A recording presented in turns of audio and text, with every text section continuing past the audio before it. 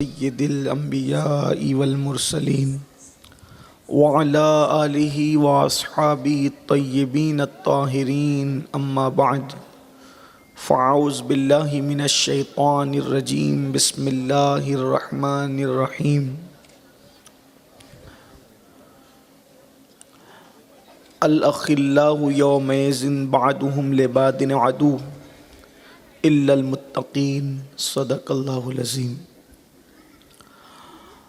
غوث اعظم بمنی بے سرو ساما مددے قبلہ دین مددے کعبہ ایمان مددے انتظار کرم تست من عینی را اے خدا جو و خدا بین و خدا دا مددے بگردہ بے بلا افتادہ کشتی ضعیفان و شکستہ رات و پشتی بحق خواجہ عثمان ہارون مدد کن یا معین الدین چشتی مدد کن یا معین الدین چشتی مدد کن یا معین الدین چشتی۔ انتہائی احترام و عقیدت کے ساتھ اپنے اور ساری کائنات کے مرکز عقیدت انیس بے کساں چارہ ساز درد منداں، ہم غریبوں کے غم گسار، ہم فقیروں کی ثروت، شہر یار ارم تاجدار حرم نوبہار شفاعت، شب اسرا کے دولہا نوشے بزم جنت، دانائے سبل مولائے کل ختم الرسل، خسرو خوباں سیاح لامکاں وجہ کن فکاں، در اللہ المکنون سر اللہ المخزون عالم ما کان و ما یکون، آب و گل انبیاء جان و دل اصفیاء، مطلع ہر سعادت مقطع ہر سیادت، خلاصہ کائنات فخر موجودات، حضور احمد مجتبی محمد مصطفیٰ، ارواحنا فدا صلی اللہ تعالی علیہ وآلہ وصحبہ وبارک وسلم کی بارگاہ بے کس پناہ میں جس طریقے سے پڑھاؤں بلند آواز سے میرے ساتھ مل کر پڑھیں۔ الصلاۃ والسلام علیک یا رسول اللہ، الصلاۃ والسلام علیک یا نبی اللہ، الصلاۃ والسلام علیک یا حبیب اللہ، وعلی آلک و اصحابک یا نور اللہ، صلی اللہ تعالی علیہ وسلم۔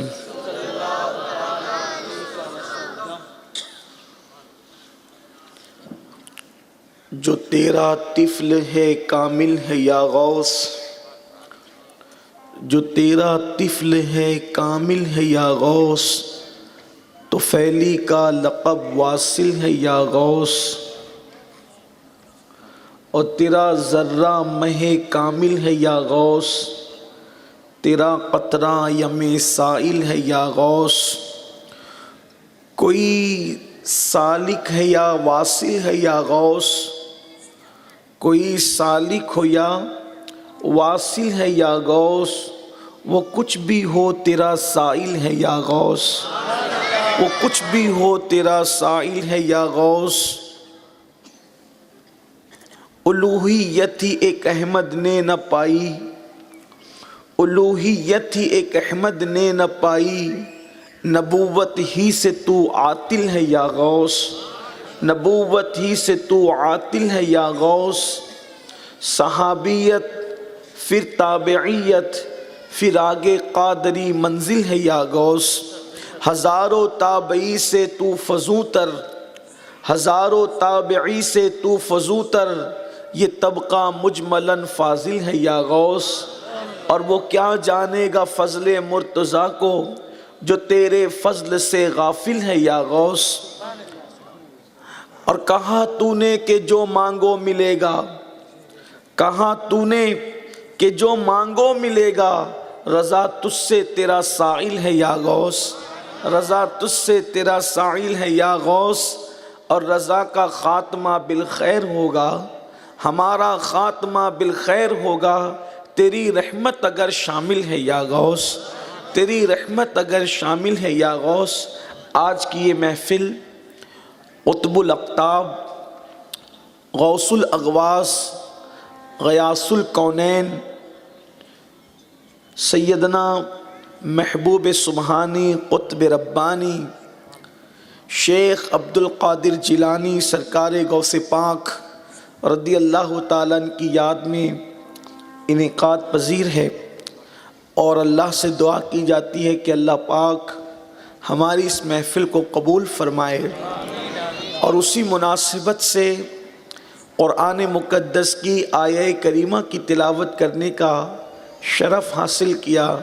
اللہ تبارک و تعالیٰ اس کے متعلق مجھے حق کہنے اور آپ تمامی خواتین و حضرات کو حق سن کر اس پر عمل کرنے اور اسے عام کرنے کی توفیق عطا فرمائے۔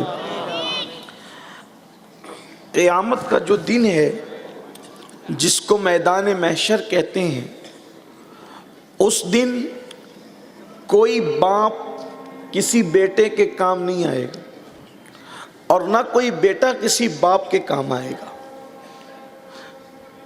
وہاں کوئی کسی کے کام نہیں آئے گا، بلکہ یہاں تک فرمایا گیا، حدیث پاک میں آتا ہے، اللہ کے رسول صلی اللہ علیہ وآلہ وسلم کے فرمان کا مفہوم ہے کہ ایک عورت کا، ایک خاتون کا قیامت کے دن حساب ہو رہا ہوگا۔ اللہ تبارک و تعالیٰ اس سے حساب لے گا، اور جس وقت اس کا حساب ہو رہا ہوگا تو اس کے حساب کے وقت اللہ تبارک و تعالیٰ فرمائے گا، اے خاتون، اے میری بندی، تیرے پاس ایک نیکی کی کمی ہے، اگر یہ ایک نیکی کا تو انتظام کر لے، یہ ایک نیکی تو حاصل کر لے کہیں سے، تو ہم تجھے جنت عطا کر دیں گے۔ اس وقت وہ خاتون، وہ عورت سوچے گی کہ ایک نیکی کی بنیاد پر میں نے جنت میں جانا ہے، نیکی ایک چاہیے جنت میں جانے کے لیے، اور وہ سوچے گی کہ مجھے دے گا کون، تو وہ ایک نیکی کے لیے سوچے گی کہ کس کے پاس جاؤں، تو اس کو اس کا وفادار فرما بردار بیٹا یاد آئے گا، اور وہ سوچے گی کہ جو بیٹا دنیا میں مجھے کبھی کندھوں پہ لے کر کے پھرتا تھا، کبھی میرے لیے سردی کی طویل راتیں کھڑے ہو کر کے گزار دیتا تھا، کبھی میرے لیے گرمی نہیں دیکھتا تھا، بارش نہیں دیکھتا تھا، مصیبت اور راحت کے دن نہیں دیکھتا تھا، چلو ایک ہی نیکی کی تو بات ہے، جس نے میرے لیے ہر دکھ اٹھائے، ہر تکلیف سہا، اسی بیٹے کے پاس چلتے ہیں اور اس سے ایک نیکی کا سوال کرتے ہیں، اور اس کے بعد جب وہ ایک نیکی کی خاطر اپنے فرما بردار وفادار بیٹے کے پاس آئے گی، وہ ماں کہے گی، میرے بیٹے، مجھے ایک نیکی کی ضرورت ہے، اور میرے اللہ نے فرمایا کہ ایک نیکی کم ہو رہی ہے، اگر وہ ایک نیکی میں حاصل کر لوں تو میرا ٹھکانہ جنت ہوگا۔ اس کا بیٹا اس کو جواب دے گا، ماں، آج میں تیرے کوئی کام نہیں آ سکتا، اور میں تجھے کوئی نیکی نہیں دے سکتا۔ وہ اپنی ماں کو کہے گا کہ میں ایک نیکی کی بھی تیری مدد نہیں کر سکتا۔ ماں اپنے احسانات اس کو جتائے گی اور کہے گی، بیٹا 9 مہینے تجھے میں نے اپنے پیٹ میں رکھا۔ وہ کہے گا، ماں بات تو صحیح ہے، لیکن آج مجھے میری پڑی ہے۔ ماں کہے گی، میں نے 2 سال تک کے تجھے اپنا دودھ پلایا۔ وہ کہے گا، ماں بات تو صحیح ہے، لیکن آج مجھے اپنی پڑی ہے۔ بیٹے، میں نے تجھے انگلی پکڑ کے چلنا سکھایا۔ ماں تیری بات تو صحیح ہے، لیکن آج مجھے اپنی پڑی ہے۔ اللہ اکبر۔ پھر فرمایا گیا، وہ اپنی ماں کے پاس جائے گی، جب اولاد سے مایوس ہوگی تو وہ اپنی ماں کے پاس جائے گی کہ ماں سے ایک نیکی حاصل کروں۔ تو اس دن ماں کہے گی اپنی بیٹی کو کہ تو کون ہے، میں تو تجھے پہچانتی بھی نہیں، آج تو مجھے اپنی پڑی ہوئی ہے۔ اب ذرا یاد کرنا میرے آقا صلی اللہ علیہ وآلہ وسلم کے دیوانوں، جہاں بیٹا ماں کی مدد نہیں کرے گا اور جہاں ماں اپنی بیٹی کی مدد نہیں کرے گی، جہاں شوہر بیوی کے کام نہیں آئے گا، جہاں بیوی شوہر کے کام نہیں آئے گی، اب قرآن کہتا ہے وہاں کون کام آئے گا، وہاں کون مدد کرے گا، وہاں کون امداد کرے گا؟ تو قرآن کہتا ہے الاخلاء یومئذ بعضهم لبعض عدو، وہاں جتنے بھی تمہارے پکے دوست ہیں، گہرے دوست ہیں، محبت کرنے والے ہیں، پیار کرنے والے ہیں، وہ سب کے سب تمہارے دشمن ہو جائیں گے۔ کون کام آئے گا؟ الا المتقین، جو متقی لوگ ہیں وہ تمہیں قیامت میں کام آئیں گے، اہل تقوی تمہیں قیامت میں کام آئیں گے۔ اب بات سمجھ میں آ گئی کہ متقی لوگ کام آئیں گے، تو اب قرآن ہی سے پوچھو، اے قرآن بتا متقی لوگ کون ہیں جو ہمیں قیامت میں کام آئیں گے؟ تو قرآن کہتا ہے ان اولیاءہ الا المتقون، کہ اللہ کے ولی متقی لوگ ہوا کرتے ہیں، تو قیامت کے دن اللہ کے ولی تمہارے کام آئیں گے۔ یہ قرآن کہہ رہا ہے کہ ولی کام آئیں گے۔ ان اولیاءہ الا المتقون، اللہ کے ولی متقی لوگ ہیں۔ اور پھر قرآن کہتا ہے کہ الا المتقین، کہ قیامت کے دن جب تمہارے گہرے دوست تمہارے دشمن ہو جائیں گے تو کون کام آئے گا؟ اب یہ جو بات کہی جاتی ہے نا کہ ولیوں کے مزار پہ چادر چڑھاتے ہو، کیا یہ قیامت میں کام آئیں گے؟ تو ہم سے نہیں بلکہ قرآن سے پوچھو۔ لوگ کہتے ہیں ولیوں کے نام کی جو فاتحہ کرا رہے ہو، کیا یہ قیامت کے دن کام آئیں گے؟ وہ لوگ قرآن کہہ رہا ہے کہ نہیں کہہ رہا ہے کام آئیں گے، بلکہ قرآن کیا کہہ رہا ہے؟ الا المتقین، تمام متقی لوگ کام آئیں گے۔ اللہ اکبر۔ جب متقی قیامت کے دن مدد کریں گے، جب متقی قیامت میں کام آئیں گے، تو وہ غوث اعظم جو صرف متقی نہیں بلکہ متقیوں کا امام ہے، جو صرف ولی نہیں بلکہ ولیوں کا امام ہے، اللہ اکبر، جو ولی الاولیاء ہے، جو امام متقی والنقی ہے، اللہ اکبر، وہ کتنے کام آئیں گے؟ بلکہ اللہ جو جتنا بڑا متقی ہوگا اتنا ہی زیادہ قیامت کے دن اس کی چل رہی ہوگی، اتنی ہی قیامت کے دن اس کا بہت زیادہ غلغلہ ہو رہا ہوگا۔ آئیے وہ سید الاتقیاء، وہ سید الاسقیاء، وہ امام متقی والنقی، ذرا ان کی زندگی کا تو جائزہ لیں۔ ہم نے جن کا دامن پکڑا ہے، سنیو، جو قیامت میں کام آ سکتا ہے قرآن کی روشنی میں، کیا وہ دنیا کی مشکلوں میں کام نہیں آ سکتا؟ کیا وہ دنیا کی مصیبتوں میں کام نہیں آ سکتا؟ اور پھر وہ بھی غوث اعظم۔ جب عام ولی قیامت میں کام آئیں گے تو جو ولیوں کا سردار، جس کے ہاتھوں ولیوں کو خیرات ملتی ہے، جس کے ہاتھوں ولیوں کو نعمت ملتی ہے، وہ شیخ عبد القادر جیلانی قیامت کے دن ہماری کیسی مدد کریں گے؟ آپ کہیں گے کیا ان کے ہاتھوں سے ولیوں کو نعمتیں ملتی ہے؟ ہاں ہاں، سرکار غوثیت ماپ کو لوگ سمجھ ہی نہیں سکے۔ اللہ اکبر۔ بلکہ اللہ، مجھے ایک بات یاد آتی ہے، سرکار غوث پاک تو غوث پاک ہیں، اللہ اکبر، ان کے سلسلے میں جو مرید ہو جائے اللہ اس کے بھی بال بال میں نور پیدا کر دیتا۔ غوث پاک کے سلسلے میں، قادری سلسلے میں جو مرید ہو اس کے بال بال میں اللہ نور پیدا کرتا ہے۔ آئیے ذرا سننا، غور سے سننا، ایک بہت بڑا نام ہے ولایت کی کائنات میں، سرکار غوث پاک کے معاصرین میں سے تھے حضرت سیدنا عبد الرحمن تفسونجی رحمت اللہ تعالی علیہ، بہت بڑے ولی کامل گزرے ہیں، اور ان کے غلغلے تھے، اللہ اکبر، بڑی ولایت کی دھوم تھی۔ ظاہر سی بات ہے کہ جب انسان اپنوں میں بیٹھتا ہے تو پھر اپنائیت کی بات کرتا ہے، جب انسان اپنوں میں بیٹھتا ہے تو پھر اپنے انداز سے گفتگو کرتا ہے، جب اپنوں میں بیٹھتا ہے تو کبھی کبھی دل کی بات زبان پر آئی جاتی ہے۔ اللہ اکبر۔ سیدنا شیخ عبد الرحمن تفسونجی رحمت اللہ تعالی علیہ اپنے مریدوں کے درمیان تھے، سب اپنے ہی اپنے لوگ تھے، اسی درمیان میں ایک بات زبان سے نکل گئی، اس وقت روئے زمین پر میرے جیسا ولی کوئی نہیں ہے۔ بات نکل گئی زبان سے، اس وقت روئے زمین پر میرے جیسا ولی کوئی نہیں ہے۔ حالانکہ غوث پاک ظاہری طور پر حیات تھی۔ اس مجمع کے اندر ایک قادری بیٹھا ہوا تھا، وہ اٹھ کر کھڑا ہوا اور اس نے اپنی چادر پھینکی اور پھینک کر کہا اگر آپ کے جیسا کوئی ولی نہیں تو آؤ مجھ سے مقابلہ کرو، میں آپ سے مقابلہ کرنا چاہتا ہوں۔ اب ظاہر سی بات ہے سارے مریدین محفل میں ہو اور کوئی اجنبی ہو اور وہ اٹھ کر کے کھڑے ہو اور ڈائریکٹ مقابلے کی بات کرے تو مریدوں کو برا تو لگے گا، لیکن یاد رکھنا جو اچھے لوگ ہوتے ہیں، واقعی جو پہنچے ہوئے لوگ ہوتے ہیں، تو ان لوگوں کی کیفیت یہ ہوتی ہے کہ وہ حق کہتے بھی ہیں اور حق کو قبول بھی کرتے ہیں۔ جب مریدین نے آنکھیں پھاڑ کر کے ان کو دیکھنا شروع کیا تو چونکہ عبد الرحمن تفسنجی واقعی اللہ کے بہت بڑے ولی تھے، جب چادر پھینکی تو ان کا بدن کھل گیا، تو انہوں نے دیکھا اور کہا کہ آپ یہ کہتے ہیں کہ مجھ جیسا ولی روئے زمین پہ کوئی نہیں، حالانکہ میرا ماننا یہ کہ میرا پیر آپ سے بڑا ہے۔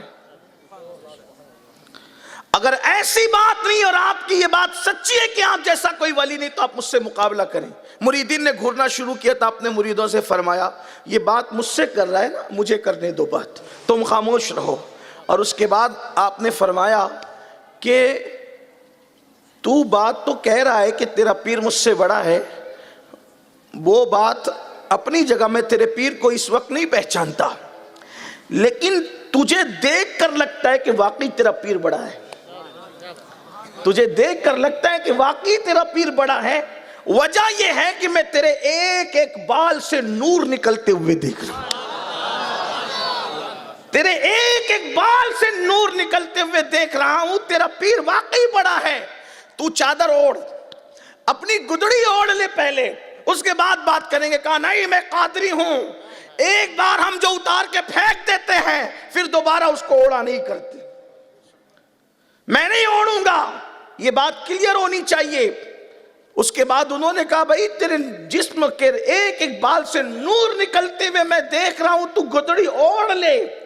اس نے کہا اگر بات ایسی ہے تو اس نے وہیں کھڑے کھڑے آواز لگائی اپنی بیوی کو، کہا میری گدڑی لاؤ، چادر لاؤ۔ تو پورے مجمع نے دیکھا کہ ایک چادر، ایک ہاتھ آیا چادر لے کر اور اس نے ہاتھ بڑھا کے چادر لے لی۔ اب تو پورے مجمع کی حیرت کی انتہا نہ رہی کہ کیسا پہنچا ہوا ہے کہ اس کی بیوی بھی اتنی پہنچی ہوئی ہے کہ ادھر سے وہ چادر مانگ رہا ہے اور ادھر اس کو وہاں سے پتہ نہیں کس شہر سے چادر۔ بھئی اگر شہر دوسرا نہ ہو تو کم از کم دوسرے محلے سے بھی تو چادر آنا کوئی آسان بات نہیں ہے نا۔ یہ کون سا محلہ ہے؟ موچی نگر، اور موچی نگر اور کوئی دوسرا محلہ یہاں سے ہو ایئرپورٹ کے پاس کا راجو نگر۔ اب کوئی یہاں سے کہے اپنی بیوی کو ذرا مجھے شال دو ٹھنڈی لگ رہی ہے، وہاں سے دے تو بھی بڑی بات ہے نا۔ بھئی یہاں سے چھوڑیے، موچی نگر ہی میں سے لوگ بیٹھے میدان میں ہے، اور کوئی میدان میں اسی موچی نگر کے محلے میں کوئی اپنے گھر پہ کہے کہ ذرا چادر دو، اور کوئی گھر سے ہاتھ بڑھا کے چادر دے دے تو بھی تو بڑی بات ہوگی نا۔ لیکن وہاں تو نہ محلہ ہے، نہ علاقہ ہے، نہ گاؤں ہے، نہ قریہ ہے، دوسرے شہر میں گھر ہے، اور یہ دوسری شہر میں محفل کے اندر موجود اور کہتے ہیں میری چادر دو، اور ہاتھ بڑھا کر چادر دی جا رہی، اور یہ چادر لے کے اوڑھتے ہیں۔ اب تو سب کو پتہ چل گیا کہ اب تو پیر صاحب دیکھ رہے تھے اب تک کہ نور نکل رہا ہے ایک ایک بال سے، اور اب تو سب نے دیکھ لیا کہ یہ کتنا پہنچا ہوا ہے کہ اس کی بیوی بھی اتنی پہنچی ہوئی۔ تو اس وقت عبد الرحمن تفسنجی نے فرمایا کہ میں نے تجھے دیکھ لیا کہ تو بڑا آدمی، تیرا پیر بھی بڑا آدمی، لیکن مجھے حیرت اس بات پر ہے کہ میں رسول اللہ کے دربار میں جاتا ہوں، حضور کی عدالت میں میری حاضری ہوتی ہے، تو نہ میں نے کبھی تیرے پیر کو جاتے ہوئے ملا، نہ کبھی آتے ہوئے ملا۔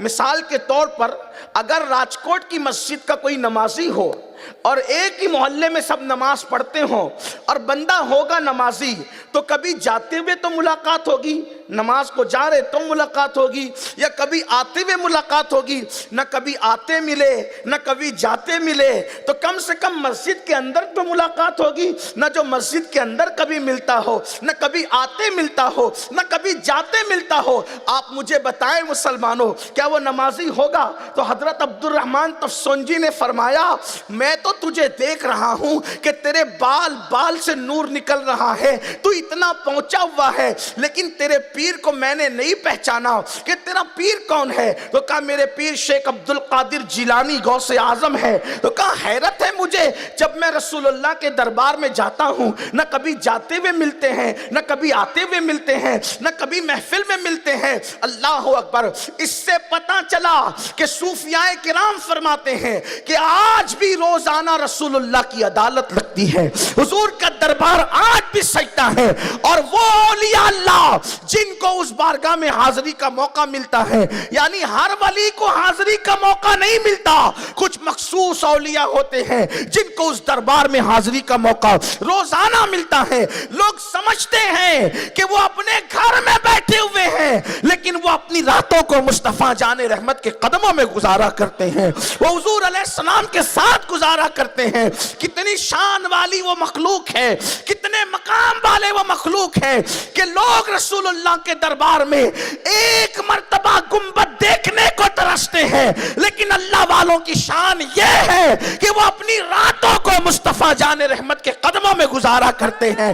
وہ گنبد نہیں دیکھتے, وہ گنبد والے مصطفیٰ پیارے کا چہرہ تکتے ہیں, وہ ان کی محفل میں بیٹھتے ہیں, وہ ان کی محفل سے استفادہ کرتے ہیں. ظاہر سی بات ہے اپنی اور بیگانے سبھی سنتے ہیں میری تقریروں کو, اس لیے کوئی کہہ سکتا ہے دیکھو دیکھو رسول اللہ تو پردہ فرما گئے اور پھر ان کی محفلیں یہ کیسے سجوا رہا ہے, یہ مبالغہ کرتا ہے, یہ بکتا ہے. میں کہتا ہوں سن, جب تو اپنے مدرسے کا جلسہ کرتا ہے تو علم کی فضیلت میں یہ نہیں بولتا کہ عصر کے بعد روزانہ شیطان کا تخت بچتا ہے اور شیطان کا دربار سجتا ہے اور شیطان سب سے کارکردگی لیتا ہے. میں نے کہا حد ہے, روز شیطان کی محفل کا سجانا مانتا ہے, مردود کی طاقت مان رہا ہے, محبوب کی طاقت کب مانے گا؟ جو اللہ شیطان کو اتنی طاقت دے دے کہ وہ دربار سجا لے, وہ اللہ اپنے محبوب کو کتنی طاقت دے. یہ نصیب کی بات ہے. کوئی محبوبوں کے لیے مانتا ہے, کوئی مردودوں کے لیے مانتا ہے. اور ہم تو حدیث میں جس کے لیے آیا سب کے لیے مانتے ہیں, ہم تو قرآن میں جس کے لیے آیا سب کے لیے مانتے ہیں. تو عبد الرحمن تسنجی کیا کہنے لگے, تمہارا پیر نہ کبھی جاتے ملا نہ کبھی آتے ملا. ادھر یہ بات ہو رہی تھی, ادھر غوث پاک نے اپنے دو مریدوں سے کہا تفسونج میں میرا مرید مکالمہ کر رہا ہے عبد الرحمن کے ساتھ, اور عبد الرحمن کہہ رہا ہے کہ تمہارا پیر کبھی نہ جاتے ملا نہ آتے ملا. جاؤ اس کو اس سے پہلے کہ اس کی محفل ختم ہو جائے جا کر کے بتاؤ پورا معاملہ کیا ہے. ابھی یہ محفل میں بات ہی چل رہی تھی کہ غوث پاک کے دو مرید آ گئے اور آ کر کہنے لگے آپ کہتے ہیں کہ ہمارے پیر دربار رسالت میں نہ آپ کو کبھی جاتے ملے نہ آتے ملے نہ کبھی وہاں محفل میں ملے. ہمارے پیر کا کہنا یہ ہے فلاں دن فلاں تاریخ کو رسول اللہ کی طرف سے آپ کو خلعت ملی تھی. انہوں نے کہا ہاں ملی تھی. اس پر کنارے پہ قل اللہ لکھی ہوئی تھی, ہاں ملی. یہ تھا, اس کا کلر ایسا تھا, ہاں ایسا بھی تھا, لیکن یہ تو صرف میں جانتا ہوں, میرے سوا کوئی نہیں جانتا. تو کہا کس نے دیا تھا پتا ہے؟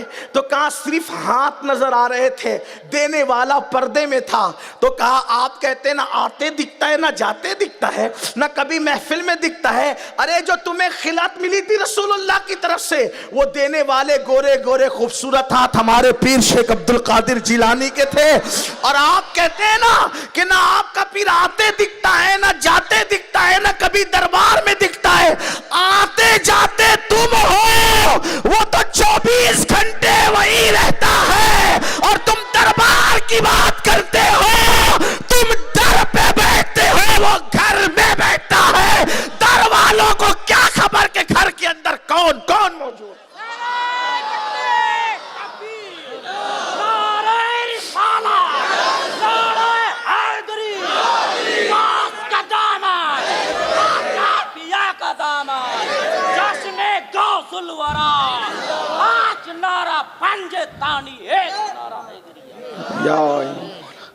آپ اب سمجھے غوث پاک کی شان کیا ہے. غوث پاک کہتے ہیں کہ وہ چادر ہم نے اس لیے کہ اللہ نے ولایت دینے کا ڈپارٹمنٹ غوث پاک کو سب. آپ اٹھائیں تصوف کی کتابیں, جب کوئی ولی بنتا ہے نا, ولی کیسے بنتا ہے؟ بہت دلچسپ بات ہے. ولی بنتا کیسے کوئی؟ آپ کہیں گے وہ مجاہدے کرتا ہے, ریاضتیں کرتا ہے, تہجد پڑھتا ہے, یہ کرتا ہے, وہ کرتا ہے. میں نے کہا یہ سب کہنے کی بات ہے. اب کہنے کی ہے راستے, یہ کوشش ہے, لیکن اس سے کوئی نہیں بنتا. اگر وہ نہ چاہیں تو ہزاروں سال عبادت کرنے والے بھی ایسے ہی پڑے رہتے ہیں, اور وہ چاہیں تو ایک نیکی پر بھی ولی بنا دیتا. ہاں, تو ولی بنتا کیسے ہے؟ اللہ جس کو ولی بنانا چاہتا ہے تو اس کا دفتر, اس کی فائل کہہ لیں سمجھانے کے لیے, اس کا نام اعمال, اس کا دفتر, صرف سمجھانے کے لیے کہہ رہا ہوں, وہ کاغذات الگ ہوتے ہیں, آپ اس کو یہاں کے آفسوں پر قیاس نہیں کرنا. تو وہ فائل, وہ دفتر رسول اللہ کے پاس پہنچتے ہیں, اور اللہ فرماتا ہے محبوب ذرا دیکھو اس میں ولی بننے کی صلاحیت ہے یا نہیں ہے. یہ محبوب مصطفیٰ جان رحمت کے پاس. میری قوم نے تو ولایت کو آسان سمجھ لیا. جس کے ہاتھ میں تسبیح دیکھی اس کو ولی کہا, ہر آگل پاگل کو ولی کہا, جس کے لیے جی میں آئے ولی کہا. کیوں بھائی؟ ولایت دینا آپ کا ڈپارٹمنٹ ہے, ولایت آپ کے ہاتھ میں ہے. آپ جس کو چاہتے ہو ولی کہہ دیتے ہو, جس کو چاہ ولی کہہ دیا. نہیں, ولی کہنے کے معاملے میں احتیاط کرو, اور کسی کی ولایت کا انکار کرنے کے معاملے میں بھی احتیاط کرو. عوام کا کام نہیں کسی کو ولی کہنا, عوام کا کام نہیں کسی کی ولایت کا انکار کرنا. ہاں, جس کو اہل علم, اہل تقوی ولی مانتے ہو تم بھی اس کو مانو, اور اہل علم و اہل تقوی جس کی ولایت کا انکار کرتے ہو اپنے علم کی اور حقائق کی روشنی میں, اس کا انکار تم نے بھی کرنا. عوام کو چلنا ہے اپنے بزرگوں کے پیچھے, عوام کو چلنا ہے اللہ والوں کے پیچھے. لیکن یہاں تو عجیب بات ہے کہ عوامی ولایت کے سرٹیفکیٹ دیتی ہے. یہ دیکھو وہ سٹے کا نمبر بتا رہا ہے, کہا کہ یہ تو بڑے پہنچے ہوئے ہے. کیا کوئی ولی بھی سٹے کا نمبر بتائے گا؟ مجھے حیرت ہے, بہت دکھ ہے. جو نہیں مانتے وہ غوث پاک کو بھی نہیں مانتے, اور جو ماننے پر آئے انہوں نے شعبدہ بازوں کو بھی اللہ کا ولی مانا. پانی پہ چلنے کا نام ولایت نہیں, پانی پہ چلنے کا نام ولایت نہیں, ہوا میں اڑنے کا نام ولایت نہیں. جب حضرت رابعہ بصری نے اللہ اکبر دیکھا کہ ایک بزرگ جو ہے وہ پانی پہ مصلی بچھا کے نماز پڑھ رہے ہیں, تو انہوں نے ہوا میں مصلی بچھایا اور نماز شروع کر دی. جب دونوں نماز سے فارغ ہوئے تو رابعہ نے فرمایا, او فلاں جو تو نے مصلی پانی پہ بچھایا اور نماز پڑھی, تو تو کیا سمجھتا ہے یہ ولایت ہے؟ کہ یہ کام تو مچھلی اور کیکڑے بھی کرتے ہیں جو تو نے کیا, یہ کوئی بڑا کام ہے؟ پانی پر تیرتے ہوئے اللہ کی عبادت, یہ تو روزانہ مچھلیاں بھی کرتے, کیکڑے بھی کرتے ہیں, اور جو میں نے کیا وہ بھی کوئی کرامت نہیں, یہ تو مکھی اور مچھر بھی کرتے ہیں. یہ مکھی اور مچھر بھی کرتے جو میں نے کیا, اور جو تو نے کیا وہ مچھلی اور کیکڑے بھی کرتے. تو ولایت کیا ہے؟ کہ اس کا نام ولایت نہیں کہ کوئی پانی پہ چلے یا ہوا میں اڑے. ولایت تو اس کا نام ہے کہ کوئی اللہ کو راضی کر لے. ولایت کس کا نام ہے؟ اللہ کو راضی, جس سے یار راضی ہو جائے, جس سے اللہ راضی ہو جائے. اور یا ایک بات کہہ دوں, اللہ راضی کیسے ہوتا ہے؟ حضرت عارف رومی مولانا روم فرماتے ہیں, راجکوٹ کے سنیو غور سے سننا, عارف رومی کہتے ہیں اللہ تک پہنچنے کا راستہ بندوں کے دل سے ہو کے گزرتا ہے. اگر کوئی بندے خوش نہیں کرتا تو بھول جائے کہ اس سے کبھی اللہ خوش ہوگا. اگر اللہ کو خوش کرنا ہے, راضی کرنا ہے, تو بندوں کو خوش کرو. کیا ہم بندوں کو خوش کرتے ہیں؟ ہم بندوں کی رضا کے کام کرتے ہیں؟ کیا میرے آقا علیہ السلام کا یہ فرمان لوگ بھول گئے؟ جو پیٹ بھر کر کے کھا کے سوئے اور اس کا پڑوسی بھوکا سوئے, آقا فرماتے وہ پیٹ بھر کے کھا کے سونے والا مومن نہیں ہے. ہم نے تو صرف داڑھی ٹوپی تسبیح مصلی کو اسلام سمجھا. داڑھی کی اہمیت اپنی جگہ, ٹوپی کی اہمیت اپنی جگہ, تسبیح مصلی کی اہمیت اپنی جگہ، اس کا انکار نہیں، لیکن بندوں کے ساتھ جب تک حسن سلوک آپ کی زندگی میں نہیں، آپ کبھی ولایت کے زینے پہ نہیں پہنچ سکتے۔ یہ کیا ہو رہا ہے؟ آپ لوگوں کے دلوں کو چھلنی کریں، بیوی پہ ظلم کریں، اس کو ماریں، اس کو پیٹیں، پھر ولی کہلائیں؟ نہ، تہجد کوئی نہیں پڑھتا، بغیر تہجد کے تو کوئی ولی ہو سکتا ہے، لیکن بیوی کی حق تلفی کرنے والا کبھی ولی نہیں ہو سکتا۔ جس کے ہاتھ میں کبھی تسبیح نہیں دیکھی گئی وہ تو ولی ہو سکتا ہے، لیکن پڑوسی کو ستانے والا کبھی ولی نہیں ہو سکتا۔ جس نے کبھی قرآن مقدس کی تلاوت نہ کی وہ تو ولی ہو سکتا ہے، لیکن کوئی تلاوت بھی کرے اور بہنوں کا حق بھی دبا کر بیٹھے وہ کبھی ولی نہیں ہو سکتا۔ ہم نے تو نوافل کو اہمیت دی ہے اور فرائض سے ہم نے جی چرایا ہے۔ میرے آقا صلی اللہ علیہ وسلم کے پیارے دیوانوں، اللہ کے رسول صلی اللہ علیہ وآلہ وسلم کی بارگاہ میں ایک شخص آتا ہے اور آ کر کے کہتا ہے کہ یا رسول اللہ صلی اللہ علیہ وآلہ وسلم، دل کے کانوں سے سننا، اللہ کے حبیب علیہ السلام سے ایک شخص کہتا ہے یا رسول اللہ صلی اللہ علیہ وآلہ وسلم، مجھے غصے اور چڑچڑے پن کی عادت ہو گئی ہے، تو میں اپنے گھر والوں کے ساتھ اچھا سلوک نہیں کر پاتا، یعنی اپنی بیوی کے ساتھ اچھا نہیں رہتا، اس کے ساتھ اچھا سلوک نہیں کر پاتا، اپنے بچوں کے ساتھ اچھا سلوک نہیں کر پاتا۔ تو میرے آقا مصطفیٰ جان رحمت صلی اللہ علیہ وآلہ وسلم نے فرمایا، جس کا مفہوم یہ ہے کہ عورت کی عزت اچھے اور شریف لوگ کرتے ہیں، کمینے لوگ عورت کی عزت نہیں کرتے۔ اور پھر فرمایا جو اپنے گھر والوں کو زبان سے اذیت دے گا، جو اپنے گھر والوں کو گالی دے گا، جو اپنے گھر والوں کا دل دکھائے گا، جو اپنے گھر والوں کو تکلیف پہنچائے گا، قیامت کے دن اللہ اس کی کسی نیکی کو قبول نہیں فرمائے گا، چاہے اس نے رات رات بھر نوافل ادا کیے ہوں، چاہے اس نے پورا پورا دن روزہ رکھا ہو، اس کی کوئی نیکی قبول نہیں ہوگی۔ جو اپنی بیوی کو اذیت پہنچاتا تھا، جو اپنے بچوں کو اذیت پہنچاتا تھا، تھوڑا مسلمانوں، غوث پاک کی محفل میں بیٹھنے والوں، ذرا اپنے اعمال کا احتساب کر لو۔ کیا آج بیویوں کو ماں بہن کی گالیاں نہیں دی جاتی؟ کیا چھوٹی چھوٹی باتوں پر بیویوں کو مارا نہیں جاتا؟ ذرا سوچو تو صحیح، حدیث میں آیا کیا ہے کہ جو اپنے گھر والوں کا دل دکھائے، اذیت پہنچائے، اگر رات رات بھر نفل پڑھتا تھا اور پورا پورا دن روزہ رکھتا تھا، اس کی ایک نیکی قبول ہونے والی نہیں ہے۔ میرے آقا علیہ السلام فرماتے ہیں تم میں سب سے اچھا وہ ہے جو اپنی بیوی کے ساتھ اچھا سلوک کرتا ہے، اور میں تم سب میں اچھا ہوں کیونکہ میں اپنے گھر والوں کے ساتھ تم سب میں زیادہ اچھا سلوک کرتا ہوں۔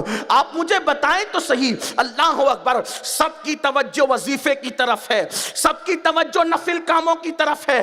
میں یہ نہیں کہتا کہ نفل کام چھوڑ دو، میں کہتا ہوں کہ بالکل نفل کرو، لیکن فرائض کے بعد کرو، فرض کے بعد کرو۔ ایک بات مجھے یاد آئی، آج کل کے نوجوان لڑکے اور نوجوان لڑکیاں، اللہ اکبر، عورتیں شوہر کی حق کی ادائیگی کو چھوڑ کر کے موبائل گیموں میں لگی ہوئی ہے، موبائل کے اندر الجھی ہوئی ہے، اور شوہر اپنی بیوی کی حق تلفی کرتے ہوئے موبائل کے اندر لگا ہوا ہے۔ ایسا لگتا ہے کہ سب نے دوسری شادی کر لی ہے، ایسا لگتا ہے کہ سب نے دوسری شادی کر لی ہے، پہلی شادی بیوی کے ساتھ اور دوسری شادی موبائل کے ساتھ، اور سب سے زیادہ اگر کسی کا حق ادا کیا جا رہا ہے تو وہ موبائل کا۔ مسجد میں بیوی چھوڑ آتے ہیں لیکن موبائل نہیں چھوڑ سکتے، اسی طرح ٹوائلٹ میں بیوی چھوڑ جاتے ہیں لیکن موبائل نہیں چھوڑ سکتے، اسی طرح ہر جگہ یہ موبائل موبائل، بالکل یہ بلا موبائل منہ کو لگی ہوئی ہے،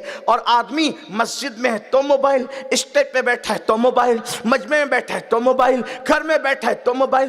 آپ سے میں پوچھتا ہوں کہ کبھی سوچا بھی کہ یہ موبائل کس کس کی حق تلفی کروا رہا ہے؟ ماں باپ کے سامنے بیٹھے، ماں باپ سے بات نہیں ہو رہی ہے، لگے موبائل میں ہیں، دوستوں کے ساتھ بیٹھے، ان سے گفتگو نہیں ہو رہی ہے، لگے موبائل میں ہے۔ میں حیران ہوں، یا اللہ، 4 دوست بیٹھے ہیں، چاروں ملے ضرور ہیں، رات میں 8 بجے سے 12 بجے تک بیٹھے ہیں، لیکن کوئی کسی سے بات بات کرتا ہی نہیں ہے، وہ اپنا موبائل لے کے بیٹھا، ملے ضرور ہیں لیکن وہ اپنا موبائل لے کے بیٹھا، وہ اپنا موبائل لے کے بیٹھا، اور سب اپنے اپنے میں لگے ہوئے ہیں۔ حیرت کی بات یہ ہے میرے آقا صلی اللہ علیہ وسلم کے پیارے دیوانوں، گویا کہ اس موبائل نے محبتیں چھین لی ہے، محبتوں کو کھینچ لیا ہے، محبتوں کو سلب کر لیا ہے، پیار ایک دوسرے کو نہیں مل پا رہا ہے۔ آپ کو بتاؤں، اگر رات کی نفل نمازیں، توجہ کرنا، اگر رات کی نفل نمازیں بیوی کے ساتھ وقت گزارنے میں خلل پیدا کرتی ہو تو اللہ کے رسول نے ایسی نفل نمازوں سے منع کر دیا، فرمایا وہ نفل نمازیں چھوڑ دو جس سے بیوی کی حق تلفی ہوتی ہو۔ بلکہ اس پر ایک حدیث ہے، میں اپنی بہنوں کو بھی بتانا چاہتا ہوں اور اپنے بھائیوں کو بھی بتانا چاہتا ہوں، بڑی نازک صورتحال پیدا ہو رہی ہے، شوہر بیوی کو وقت نہیں دے رہا ہے، بیوی شوہر کو وقت نہیں دے رہی ہے، ماں باپ بچوں کو وقت نہیں دے رہے ہیں، بڑا طوفان کا ماحول ہے، بڑا خطرناک ماحول ہے۔ ایک صحابیہ کی شادی ہوتی ہے اور وہ نوجوان صحابیہ جب شادی کر کے اپنے سسرال جاتی ہے اور چند دنوں کے بعد ان کی ملاقات اللہ کے رسول سے ہوتی ہے تو اللہ کے حبیب علیہ السلام نے اس صحابیہ سے پوچھا کیسی ہو؟ تو انہوں نے عرض کیا اللہ اکبر، آج کل کی بیٹیوں کی طرح چنچل پن نہ تھا، آج کل کی بیٹیوں کی طرح باغ پن نہ تھا۔ اللہ اکبر، کہ آج پوچھا جاتا ہے کیسی ہو تو میری ساس ایسی، میرا شوہر ایسا، میرا سسر ایسا، میری ننن ایسی، اس طرح کی باتیں وہاں نہ تھی۔ اللہ اکبر، وہاں تو شکر ہی شکر تھا، وہاں تو شکر ہی شکر تھا۔ آج کل کی بیٹیوں سے کہتا ہوں اگر سسرال میں تکلیف ہو اور ماں پوچھے کیسی ہو تو کہو الحمدللہ، باپ پوچھے کیسی ہو کہو الحمدللہ، بہنیں پوچھے کیسی ہو کہو الحمدللہ، اچھی ہو تو کہو الحمدللہ، بری ہو تو کہو الحمدللہ۔ اس کا فائدہ کیا ہوگا؟ فرمایا گیا جو خوشیوں میں شکر ادا کرے اللہ نعمتوں کو زیادہ کر دیتا ہے، اور اگر کوئی غموں میں شکر ادا کرے تو اللہ اس کے غموں کو دور کر دیتا ہے۔ زبان پر الحمدللہ کے سوا کچھ نہ ہو۔ وجہ، اگر سہیلیوں کے سامنے اپنی سسرال کا دکھڑا پیش کرو گی تو کون سی سہیلی ہے جو تمہارا مسئلہ حل کر سکتی ہے؟ تو سہیلیوں کے سامنے دکھڑا پیش کر کے شوہر کو ذلیل کرنے کی بجائے اپنا دکھڑا اپنے اللہ کی بارگاہ میں پیش کرو جو دلوں کا بدلنے والا ہے، جو دلوں کا پھیرنے والا ہے، جو دلوں کو تبدیل کرنے والا ہے۔ اور میں تو لوگوں سے یہی کہتا ہوں، اپنے دکھڑے اپنے جیسے انسانوں کے سامنے پیش کرنے کی بجائے اپنے اللہ کی بارگاہ میں پیش کرو۔ سیکھو، قدرت کی بارگاہ میں اپنے مسائل پیش کرنا سیکھو۔ جب تک مسلمان اپنے مسائل اپنے اللہ کی بارگاہ میں پیش کرتے تھے اس وقت تک مسلمان کبھی ذلیل نہ ہوئے، کبھی رسوا نہ ہوئے۔ میں آپ سے عرض کرنا چاہتا ہوں، وہ کون سا کام ہے مجھے بتاؤ جس کو اللہ بنا نہیں سکتا؟ بس اتنا بتا دو، مجھے اتنا بتا دو، وہ کون سی بگڑی ہے جس کو اللہ بنا نہیں سکتا؟ آپ کہیں گے ایسا کوئی کام نہیں جس کو اللہ نہ بنا سکے۔ میں نے کہا پھر اس کو چھوڑ کے ادھر ادھر جاتے کیوں؟ جب یقین ہے، ارے بلکہ جس کے بندے کو عبد القادر کہتے ہو، جب بندہ اتنا پاورفل ہے تو اس بندے کا خدا کتنا طاقت والا ہو۔ ہم ولیوں کی کرامت اس لیے نہیں بیان کرتے، اگر کسی کو غلط فہمی ہے تو وہ کان کھول کے سن لے سنیوں کا عقیدہ کیا ہے۔ ولیوں کی کرامت اس لیے نہیں بیان کرتے کہ لوگ اللہ کو چھوڑ کر ان کو پوجنے لگے، بلکہ ولیوں کی کرامت اس لیے بیان کرتے ہیں کہ دنیا کو پتا چل جائے جب عبد القادر ایسا ہے تو قادر کی شان کا عالم کیا ہو۔ یہ بات لوگ اب تک سمجھے ہی نہیں اس کو، وہ کہتے ہیں یہ تو شرک کی دعوت دیتے۔ ہم کہتے ہو او مشرکوں کے ایجنٹوں، کبھی ہماری بات تو سمجھو۔ ہم یہ بتانا چاہتے ہیں کہ عبد القادر ایسا ہے تو قادر کیسا ہوگا۔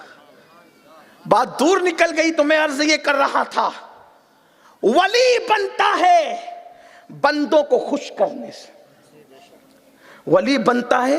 اسی لیے میں لوگوں کو کہتا ہوں نفرتوں کی بات نہ کیا کر، محبتوں کی سفیر بن۔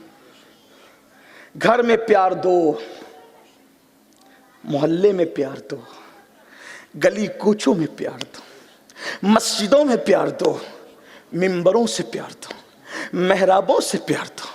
میرے آقا پیار دینے آئے تھے، نفرت بانٹنے نہیں آئے تھے. اور ولی تو کبھی نفرت بانٹتا ہی نہیں. وہ اپنوں کے درمیان کبھی نفرت نہیں بانٹتا. اس کی محبت لوجہ اللہ ہوتی ہے. وہ دشمنی کس سے کرتا ہے؟ اپنے دشمن سے نہیں، وہ دشمنی کرتا ہے اللہ رسول کے دشمن سے.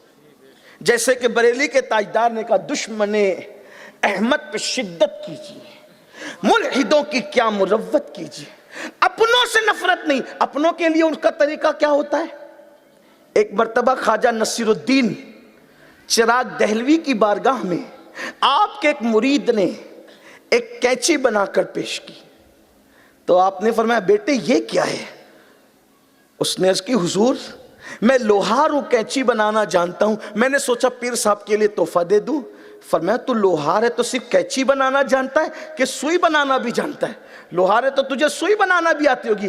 بیٹے ہم اللہ والے لوگ ہیں، صوفی لوگ ہیں، ہمارے پاس کینچی نہ لایا کرو، ہمارے پاس سوئی لایا کرو، سوئی لاؤ. اس نے کہا حضور یہ کینچی اور سوئی میں فرق کیا ہے؟ فرمایا بیٹے کینچی ایک کو دو کرتی ہے اور سوئی دھاگا دو کو ایک کرتا ہے. ہم دو کرنے والے نہیں، ہم ایک کرنے والے. محبتوں کے سفیر جب تک ولایت نہیں مل سکتی. زبان سے آگ اگلو گے ولایت نہیں ملے گی. بھائی بھائی میں لڑاؤ گے ولایت نہیں ملے گی. میاں بیوی میں نفرتیں ڈالو گے ولایت نہیں ملے گی. ولایت کب ملتی ہے؟ جب غم گسار بنو گے قوم کے. ولایت کب ملتی ہے؟ جب امت پر رفیق و شفیق بنو گے. ولایت کب ملتی ہے؟ جب اللہ کی صفت ستاری و غفاری کا مظہر بن کر لوگوں کے عیبوں پہ پردے ڈالو گے، اس وقت ولایت ملے گی. بہرحال بات دور نکلتی ہے، مجھے اپنے عنوان پر آ کر اپنے مرشد غوث پاک کی شان بھی بیان کرنا ہے. تو ولایت جب کسی کو ملنے والی ہوتی ہے تو اس کی نیکیوں کا دفتر کہاں پہنچتا ہے؟ رحمت للعالمین، شفیع المذنبین، مختار کل مصطفیٰ جان رحمت کے دربار میں پہنچتا ہے. حضور اس فائل پر نظر کرتے ہیں اور فرماتے ہیں فرشتوں اس کو لے جاؤ اور میرے بیٹے عبد القادر جیلانی کے حوالے کر دو، اگر وہ کہیں گے تو اس کو ولایت عطا کر دی جائے. جب تک کہ دفتر نامہ اعمال پر، جب تک نام اعمال کے دفاتر پر غوث پاک کی مہر نہیں لگتی، اس وقت تک کسی کو ولایت نصیب نہیں ہوتی. یہ بات بالکل حرف غلط کی طرح ختم ہو جاتی ہے کہ کوئی محنت سے ولی بن. ارے غوث پاک کی چوکھٹ تو ایسی چوکھٹ ہے کہ وہاں محنت نہیں. کوئی اگر چوری کرنے آتا ہے تو میرا مرشد اس کو بھی ولی بنا دے. آپ نے سنا ہوگا دوسرے واقعات، ذرا ایک اور سنیں اس پر. ایک شخص آیا غوث پاک کے گھر چوری کرنے کے لیے. دیکھو لوگ اس دور کے چور لوگ بھی کتنے ہمت والے تھے کہ ایسے لوگوں کے گھر میں بھی چوری کرنے جاتے تھے جو کہتے ہیں نظر تو الی بلاد اللہ جماع، کہ میں اللہ کے شہروں کو ایسے دیکھتا ہوں جیسے ہتھیلی پہ رائی کا دانہ دیکھا جاتا ہے. ایسے لوگ کے گھروں میں بھی چوری کرنے گھستے تھے، لیکن اصل میں ان کی ہمت کی داد دینی چاہیے. غوث پاک جیسوں کے یہاں چوری، اللہ اکبر. گیا اور آپ کی کملی اٹھائی.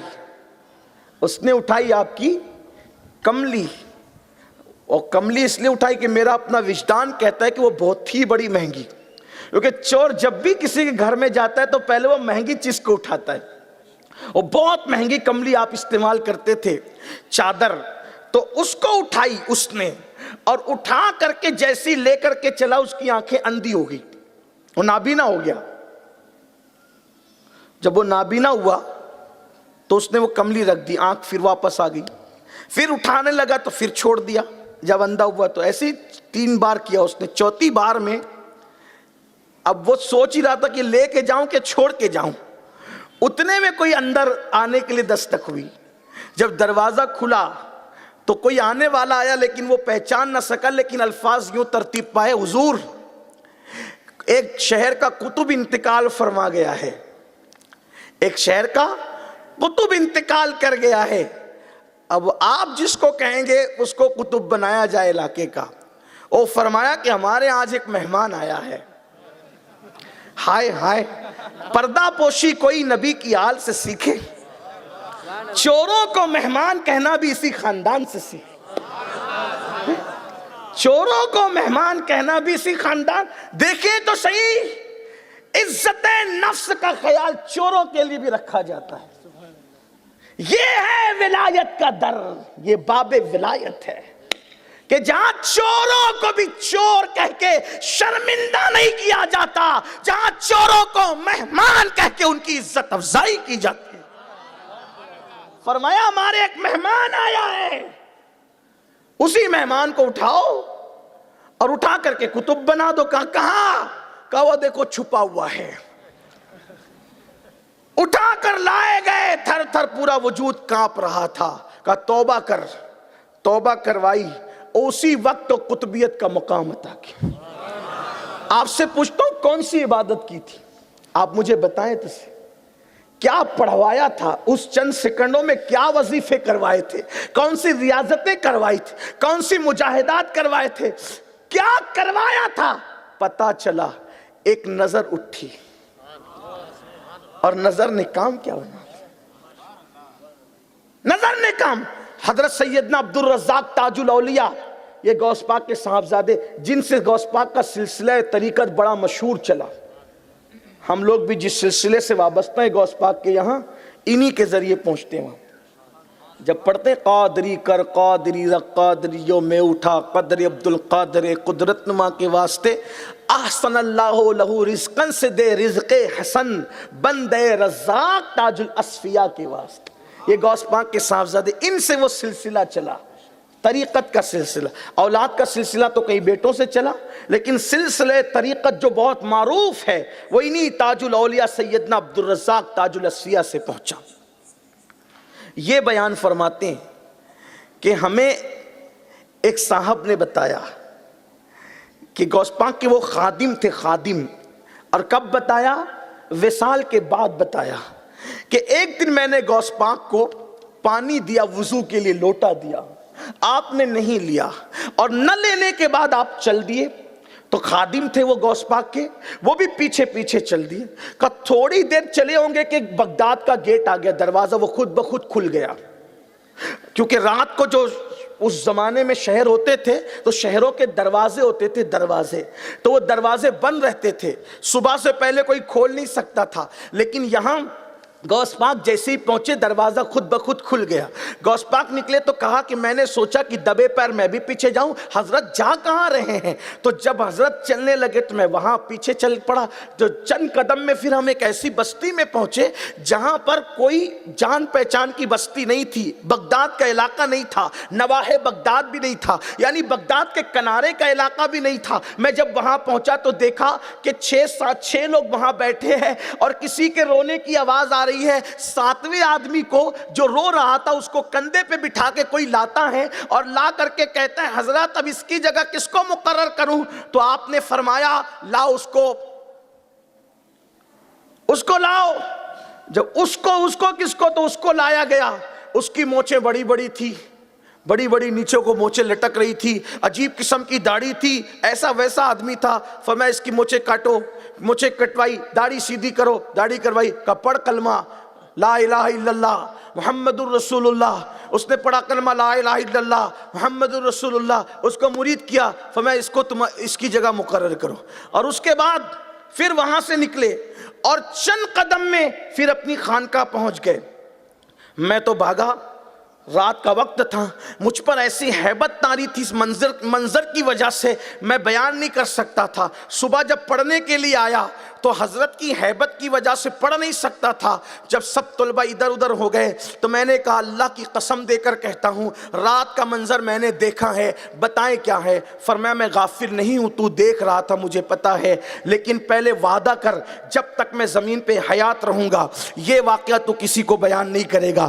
میرے وصال کے بعد اس کو بیان کرنا, وصال سے پہلے بیان نہ کرنا. کہ میں وعدہ کرتا ہوں کہ جب تک آپ زمین پہ حیات رہیں گے یہ واقعہ میں کسی سے بیان نہیں کروں کروں گا. فرمایا جہاں رات کو چند قدم میں چل کر گیا تھا وہ بغداد کا علاقہ نہیں، وہ نہاون شہر تھا. میں نہاون گیا تھا چند قدم میں چل کر، اور وہ جو 6 تو نے دیکھے تھے وہ اس علاقے کے 6 ابدال تھے، ابدال. اور وہ جو 7واں تھا وہ کندھے پہ بیٹھا ہوا وہ بھی ابدالوں میں سے تھا، اور جس نے کندھے پہ اٹھا رکھا تھا وہ خضر علیہ السلام تھے.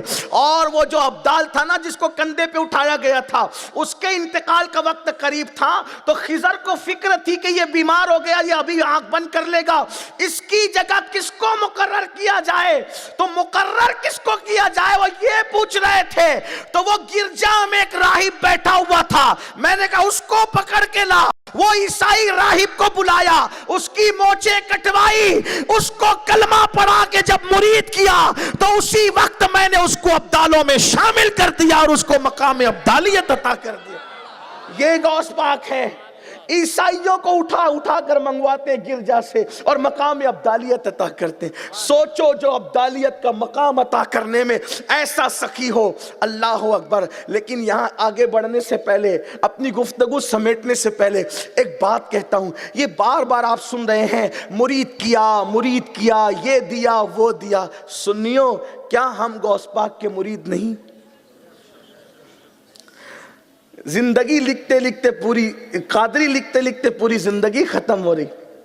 کالی داڑھی سے داڑیاں سفید ہونے لگی، کالے بال سے بال سفید ہونے لگے. مجھے حیرت ہے، ادھر مرید کیا ادھر قطب بنایا، ادھر مرید کیا ادھر ابدال بنایا، ادھر مرید کیا ادھر ولی بنایا. ارے کم سے کم تو ولی بنایا مرید کر کے.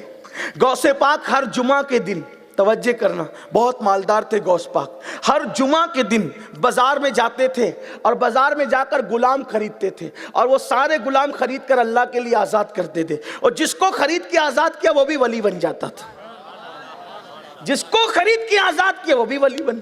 لیکن مجھے اب یہ فکر ہے، آپ یہ نہیں کہنا کہ سارے جہاں کا درد آپ کے جگر میں، ایسی بات نہیں، لیکن تکلیف ہے مجھے. اگر وہ کسی کو خرید کے آزاد کر دے وہ ولی بن جائے. چور دامن پکڑ لے تو ولی بن، چور دامن پکڑے تو. عیسائی کلمہ پڑھ کے ہاتھ میں ہاتھ دیتے ہو ابدالوں میں شامل ہو جائے. ہم نے کون سی بیعت کی ہے غوث پاک کے سلسلے میں کہ آج تک ہم نمازی نہیں بن پا رہے؟ آپ مجھے بتائیں، بہت سیریس ہو کر بتائیں، بہت سنجیدگی سے مجھے بتائیں. جس قادریت پر ہم ناز کرتے ہیں وہ قادریت تو انسان کو ولایت کا مقام عطا کرتی ہے. اگر آج تک ہم نمازی نہ بنے تو آپ 2 باتیں کہہ سکتے ہیں، توجہ کرنا. یا تو غوث پاک کے سلسلے میں جو فیض تھا معاذ اللہ وہ آج نہ رہا، ایک بات یہ کہہ سکتے ہیں آپ. یا پھر آپ سچے قادری نہیں بن سکے. تو پہلی بات تو جھوٹ ہے، درست نہیں ہو سکتی، کیونکہ کل جو فیضان تھا وہ آج بھی ہے اور وہ قیامت تک جاری رہے گا. وہ قیامت تک جاری رہے گا، کیونکہ غوث پاک فرماتے ہیں کہ سب کے سورج چمکے اور چمک کر کے ڈوب گئے، لیکن قیامت تک عبد القادر کا سورج چمکتا رہے گا. سب کے مرغ بولے، بول کر چپ ہو گئے، قیامت تک عبد القادر کا مرغ بولتا رہے گا. تو قادری فیضان جو کل جاری تھا وہ آج بھی جاری ہے. بلکہ میں اپنی بات آگے بڑھانے سے کہہ دوں، اب بڑھانے سے پہلے کہہ دوں، اگر ہندو بھی غوث پاک پر اعتماد کر لے تو میرا غوث ہندوؤں کو بھی ضائع نہیں ہونے دیتا، ان کی آس بھی ٹوٹنے نہیں دیتا. آپ کو پتا ہے راجہ رنجیت سنگھ کی حکومت کا دور ہے، راجہ رنجیت سنگھ کی حکومت کا دور ہے، دور حکومت ہے رنجیت سنگھ کا. اور اس وقت ایسا محبتوں کا ماحول تھا کہ اللہ اکبر، ہندو مسلمان ایک بستی میں رہتے، اور پھر اللہ اکبر مسلمانوں کے یہاں اگر کوئی فنکشن ہوتا وہ ہندوؤں کو شامل کرتے. اسی طرح اللہ اکبر مسلمانوں کے بہت سارے معاملات ان ہندوؤں کو پتا چلتے کہ یہ کر کیا رہے ہیں. اللہ اللہ. راجہ رنجیت سنگھ کا دور ہے. اس دور کے اندر ایک خاتون تھی مسلمان، اور اس کے پڑوس میں ایک ہندو عورت عورت رہتی تھی، اللہ اکبر، لوگ کہتے وہ ہندو بہن رہتی تھی، اللہ اللہ، اور جب بھی ہر مہینے 11ویں شریف ہوتی تو 11ویں میں وہ خاتون اپنی اس ہندو سہیلی کو، پڑوسن کو وہ جو ہے شامل کرتی، تو وہ بہن پوچھتی کہ آخر یہ 11ویں کیا ہے، تو اس مسلمان عورت اس کو بتاتی کہ ہمارے بڑے پیر صاحب ہیں، بغداد کے تاجدار، ولیوں کے سلطان، جنہوں نے مردے زندہ کیے، یہ کیا وہ کیا، ساری چیزیں۔ اب قادری سے کوئی پوچھے تو وہ چپ رہے گا؟ یا اللہ، ہم تو کہتے کوئی چھیڑ کر تو دیکھے، ہم اتنا بتائیں گے غوث پاک کے لیے کہ غوث پاک کے لیے کہنے والوں نے کہا اگر پوری زمین کے درختوں کے پتوں کو کاغذ بنا دیا جائے، درختوں کی کلموں کو، اس کی ٹہنیوں کو قلم بنا دیا جائے، سارے سمندروں کو روشنائی بنا دی جائے، انسان، جنات، فرشتے سب مل کر غوث کی شان لکھتے رہے تو لکھنے والے تھک جائیں گے، پتے ختم ہو جائیں گے، روشنائی ختم ہو جائے گی، سمندروں کا پانی ختم ہو جائے گا، میرے غوث کی شان کبھی ختم نہیں ہو سکتی، کیونکہ ان کی شان یہ ہے، وہاں کیا مرتبہ، اے غوث بالا تیرا، اونچے اونچوں کے سروں سے قدم آلہ تیرا، سر بلا کیا کوئی جانے کہ ہے کیسا تیرا، اولیاء ملتے ہیں آنکھیں، وہ ہے تلوہ تیرا، سارے اقطاب جہاں کرتے ہیں کعبے کا طواف، کعبہ کرتا ہے طواف درے والا تیرا، غوث وہ ولی ہے، کعبہ جس کے گھر کا طواف کرنے آتا ہے، کعبہ جس کی چوکھٹ پہ آتا ہے، وہ غوث العظم دستگیر کی شان۔ لوگ کہتے ہیں کیا کعبہ بھی آ سکتا ہے؟ میں نے کہا میں تجھ سے بات ہی نہیں کر رہا۔ یہ لوگ کس سے گڑتے ہیں اپنے غوث کے لیے؟ میں نے کہا تجھ سے کوئی بات ہی نہیں ہے، اس لیے کہ یہاں تو اہل محبت سے بات ہے۔ جب ہم کہتے ہیں نا کعبہ طواف کرتا ہے غوث کی چوکھٹ کا، لوگ کہتے ہیں ایسا ہو سکتا ہے، محبت والے کہتے ہیں اس سے بڑی بات ہو سکتی ہے، اس سے بڑی بات ہو سکتی ہے۔ ہاں، ارے غوث تو غوث ہے۔ جب رابعہ بصری کے استقبال کے لیے کعبہ آتا ہے، کجا رابعہ کجا غوث العظم دستگیر، کیا فرق ہے نا، زمین آسمان کا فرق ہے۔ رابعہ بہت بڑی خاتون ہے، لوگوں نے ان کو آدھی قلندر کہا ہے، لیکن ہم کہتے ہیں میرے غوث نے، میرے امام نے کہا، کیا کہا پتہ ہے؟ امام کہتے ہیں سر بھلا کیا کوئی جانے کہ ہے کیسا تیرا، اولیاء ملتے ہیں آنکھیں، کیسے ملتے ہیں؟ اولیاء ملتے ہیں آنکھیں کیسے؟ وہ ہے تلوہ تیرا، جس کے تلوے سے ولی آنکھیں ملے وہ غوث پاک ہے نا۔ لوگ ان کو ذرا سمجھے تو سے، غوث اعظم کا نام لیتے لیتے لوگ ولی ہو گئے۔ حضور محدث اعظم کچوچوی نے فرمایا تھا، سرکار محدث اعظم کچوچوی فرماتے ہیں یا غوث کہتے کہتے ہو جاتے ہیں غوث، خواجگی مل جاتی ہے خواجہ کا دم بھر کے تو دیکھ، کوئی دل سے پکارے نا۔ بہرحال تو وہ جو ہندو خاتون تھی جو پڑوس میں رہتی تھی، وہ پوچھتی تھی یہ بڑے پیر کون ہے، تو انہوں نے بتایا کہ وہ حسنی حسینی میرے نبی کی آل ہے، یہ ہے، مردے زندہ کرتے ہیں، مدد کرتے ہیں، پکار وغیرہ وغیرہ۔ اب عورتیں جو ہوتی ہیں نا وہ عقیدے کی ہوتی ہے بڑی پکی، ایک بات ان کو پتہ چل جائے نا تو ان کے دماغ سے کوئی نکال نہیں سکتا۔ اسی لیے حدیث پاک میں آیا کہ ایمان کے معاملے میں توجہ کر، ایک بات خوبصورت بتا دوں، ایمان کے معاملے میں بوڑھی عورتوں کی طرح بن جاؤ۔ بوڑھی عورتوں کے ایمان کی مثال دی گئی، ایمان کے معاملے میں کیسے بنو؟ بوڑھی عورتوں کا ایمان کیسا ہوتا ہے پتہ ہے؟ پوری دنیا کچھ تقریر کرے وہ کہتے ہیں چھوڑ، ہم نے تو یہی سنا اپنے بزرگوں سے، تم نئی بات نہ لاؤ، چلو، ہے نا۔ آپ دیکھ لیں سب کا ذہن بدلنا آسان، مذہب کے معاملے میں بوڑھی عورتوں کا ذہن بدلنا آسان، اور بہت کٹر ہوتی ہے ایمان کے معاملے میں، عقیدے کے معاملے میں۔ دیکھ لیجئے پہلے کے لوگ ہیں نا علم کم رکھتے تھے مذہب کے معاملے، لیکن وہ جو کہہ دیتے تھے وہ ہو جاتا تھا۔ وجہ کیا تھی پتہ ہے؟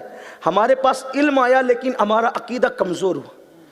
جیسے وہ بوڑھی عورتیں ہمارے دور کی یعنی ہمارے بچپنے کی نانیاں، دادیاں، پر نانیاں، پر دادیاں، مولوی تقریر کرے نا کہ نبی کو علم غیب نہیں ہے، تو کہتی تھی کس کمبخت کو لے آیا، یہ کون ہے، نبی کے خلاف بھگا اس کو.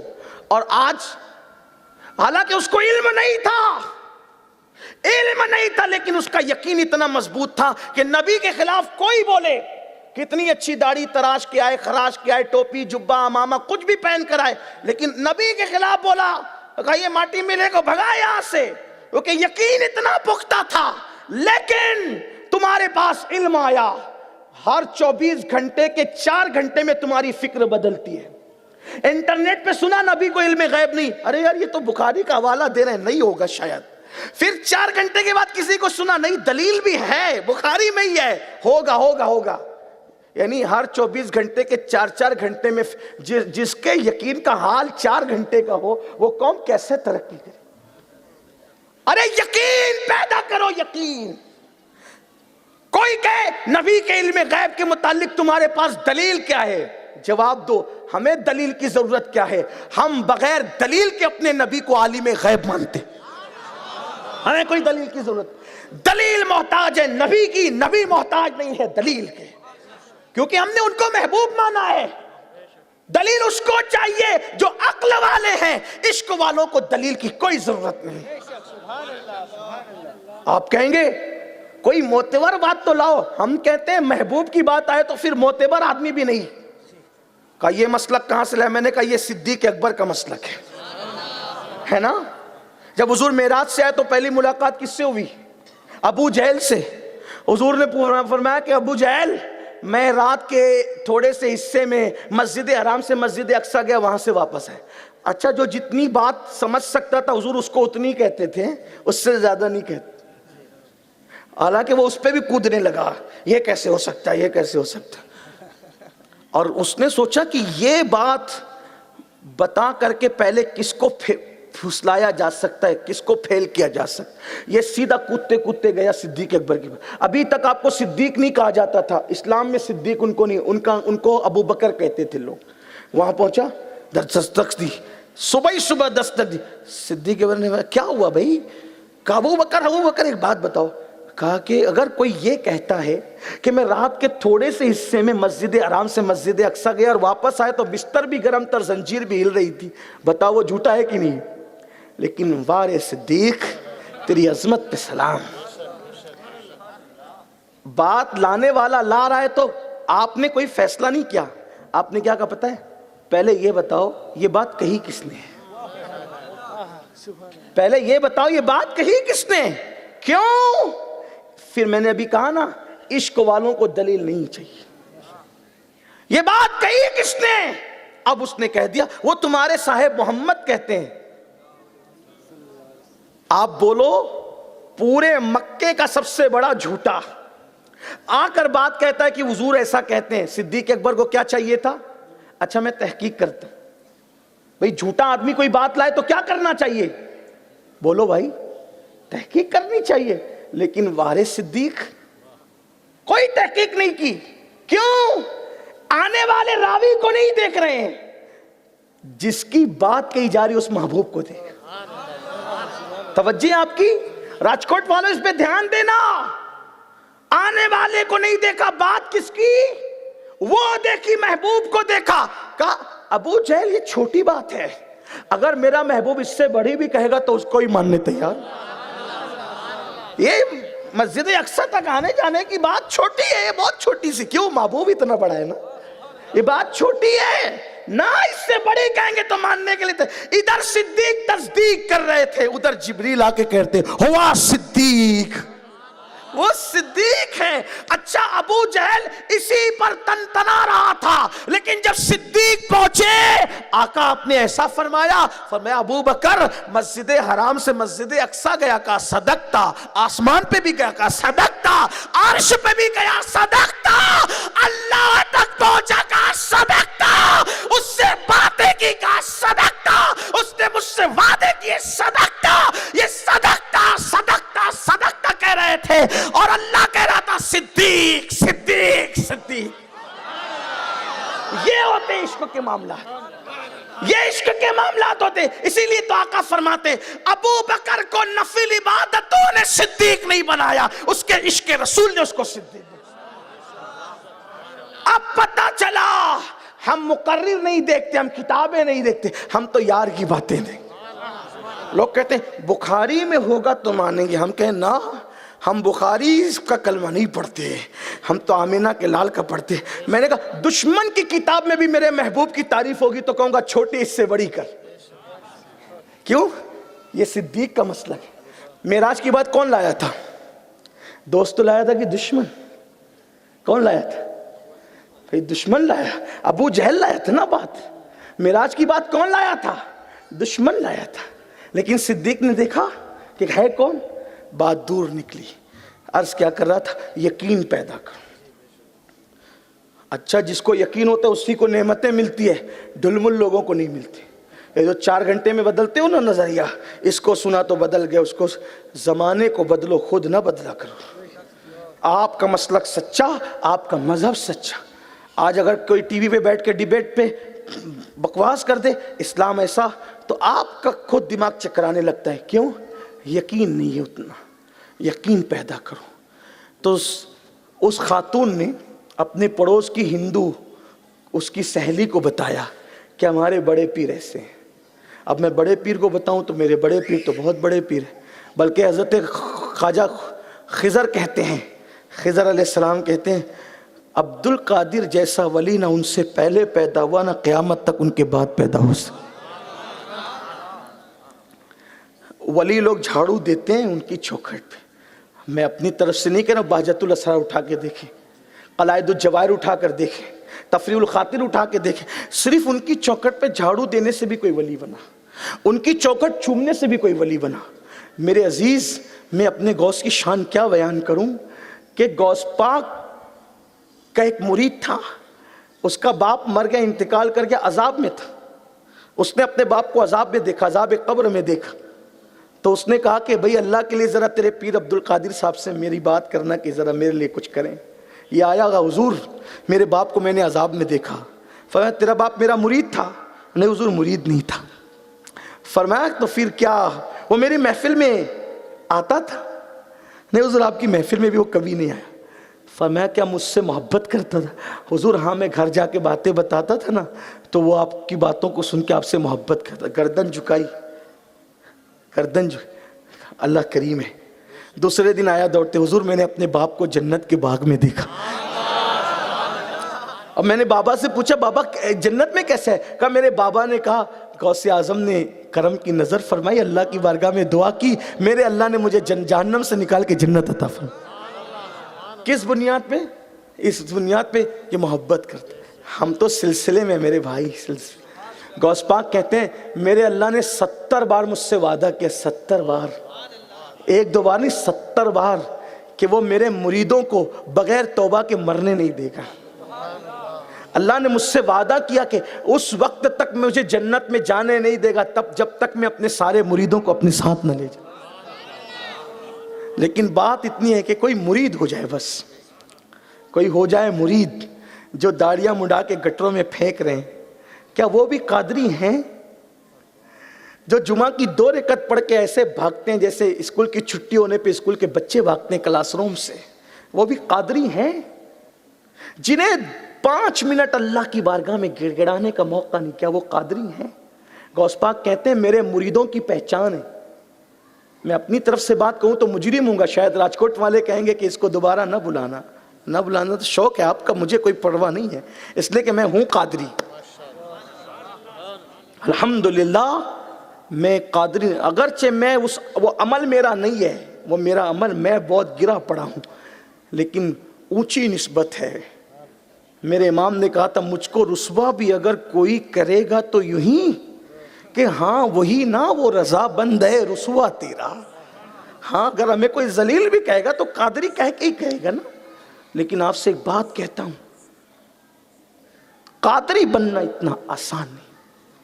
غوث پاک نے 2 نشانی بتائی قادریوں کی, قادریوں کی 2 نشانی. فرمایا جو میرے مرید ہیں وہ سخت گرمی کے بڑے دنوں کے اندر نفل روزے رکھتے ہیں, اور سردی کی لمبی راتوں میں وہ نفل نمازیں ادا کرتے. ان کی پہچان کیا سمجھے؟ ارے جو سردی کی لمبی راتوں میں نفل پڑے گا کیا وہ فجر میں سوتا رہے گا؟ جو گرمی کے اندر نفل روزے رکھے گا کیا وہ گٹکے کی وجہ سے رمضان شریف میں روزہ ترک کرے گا؟ آج قادری بھی کہلا رہے ہیں، فجر میں سوتے بھی پڑے ہیں، داڑیاں منڈا کر گٹروں میں پھینکی بھی جا رہی ہے، لوگوں پہ ظلم اور زیادتی بھی کی جا رہی ہے۔ کون سی قادریت ہے؟ قادریت ظلم کا نام نہیں، قادریت ظلم کے خاتمے کا نام ہے، قادریت بے نمازی پن کا نام نہیں، مسجدوں کو آباد کرنے کا نام قادریت ہے۔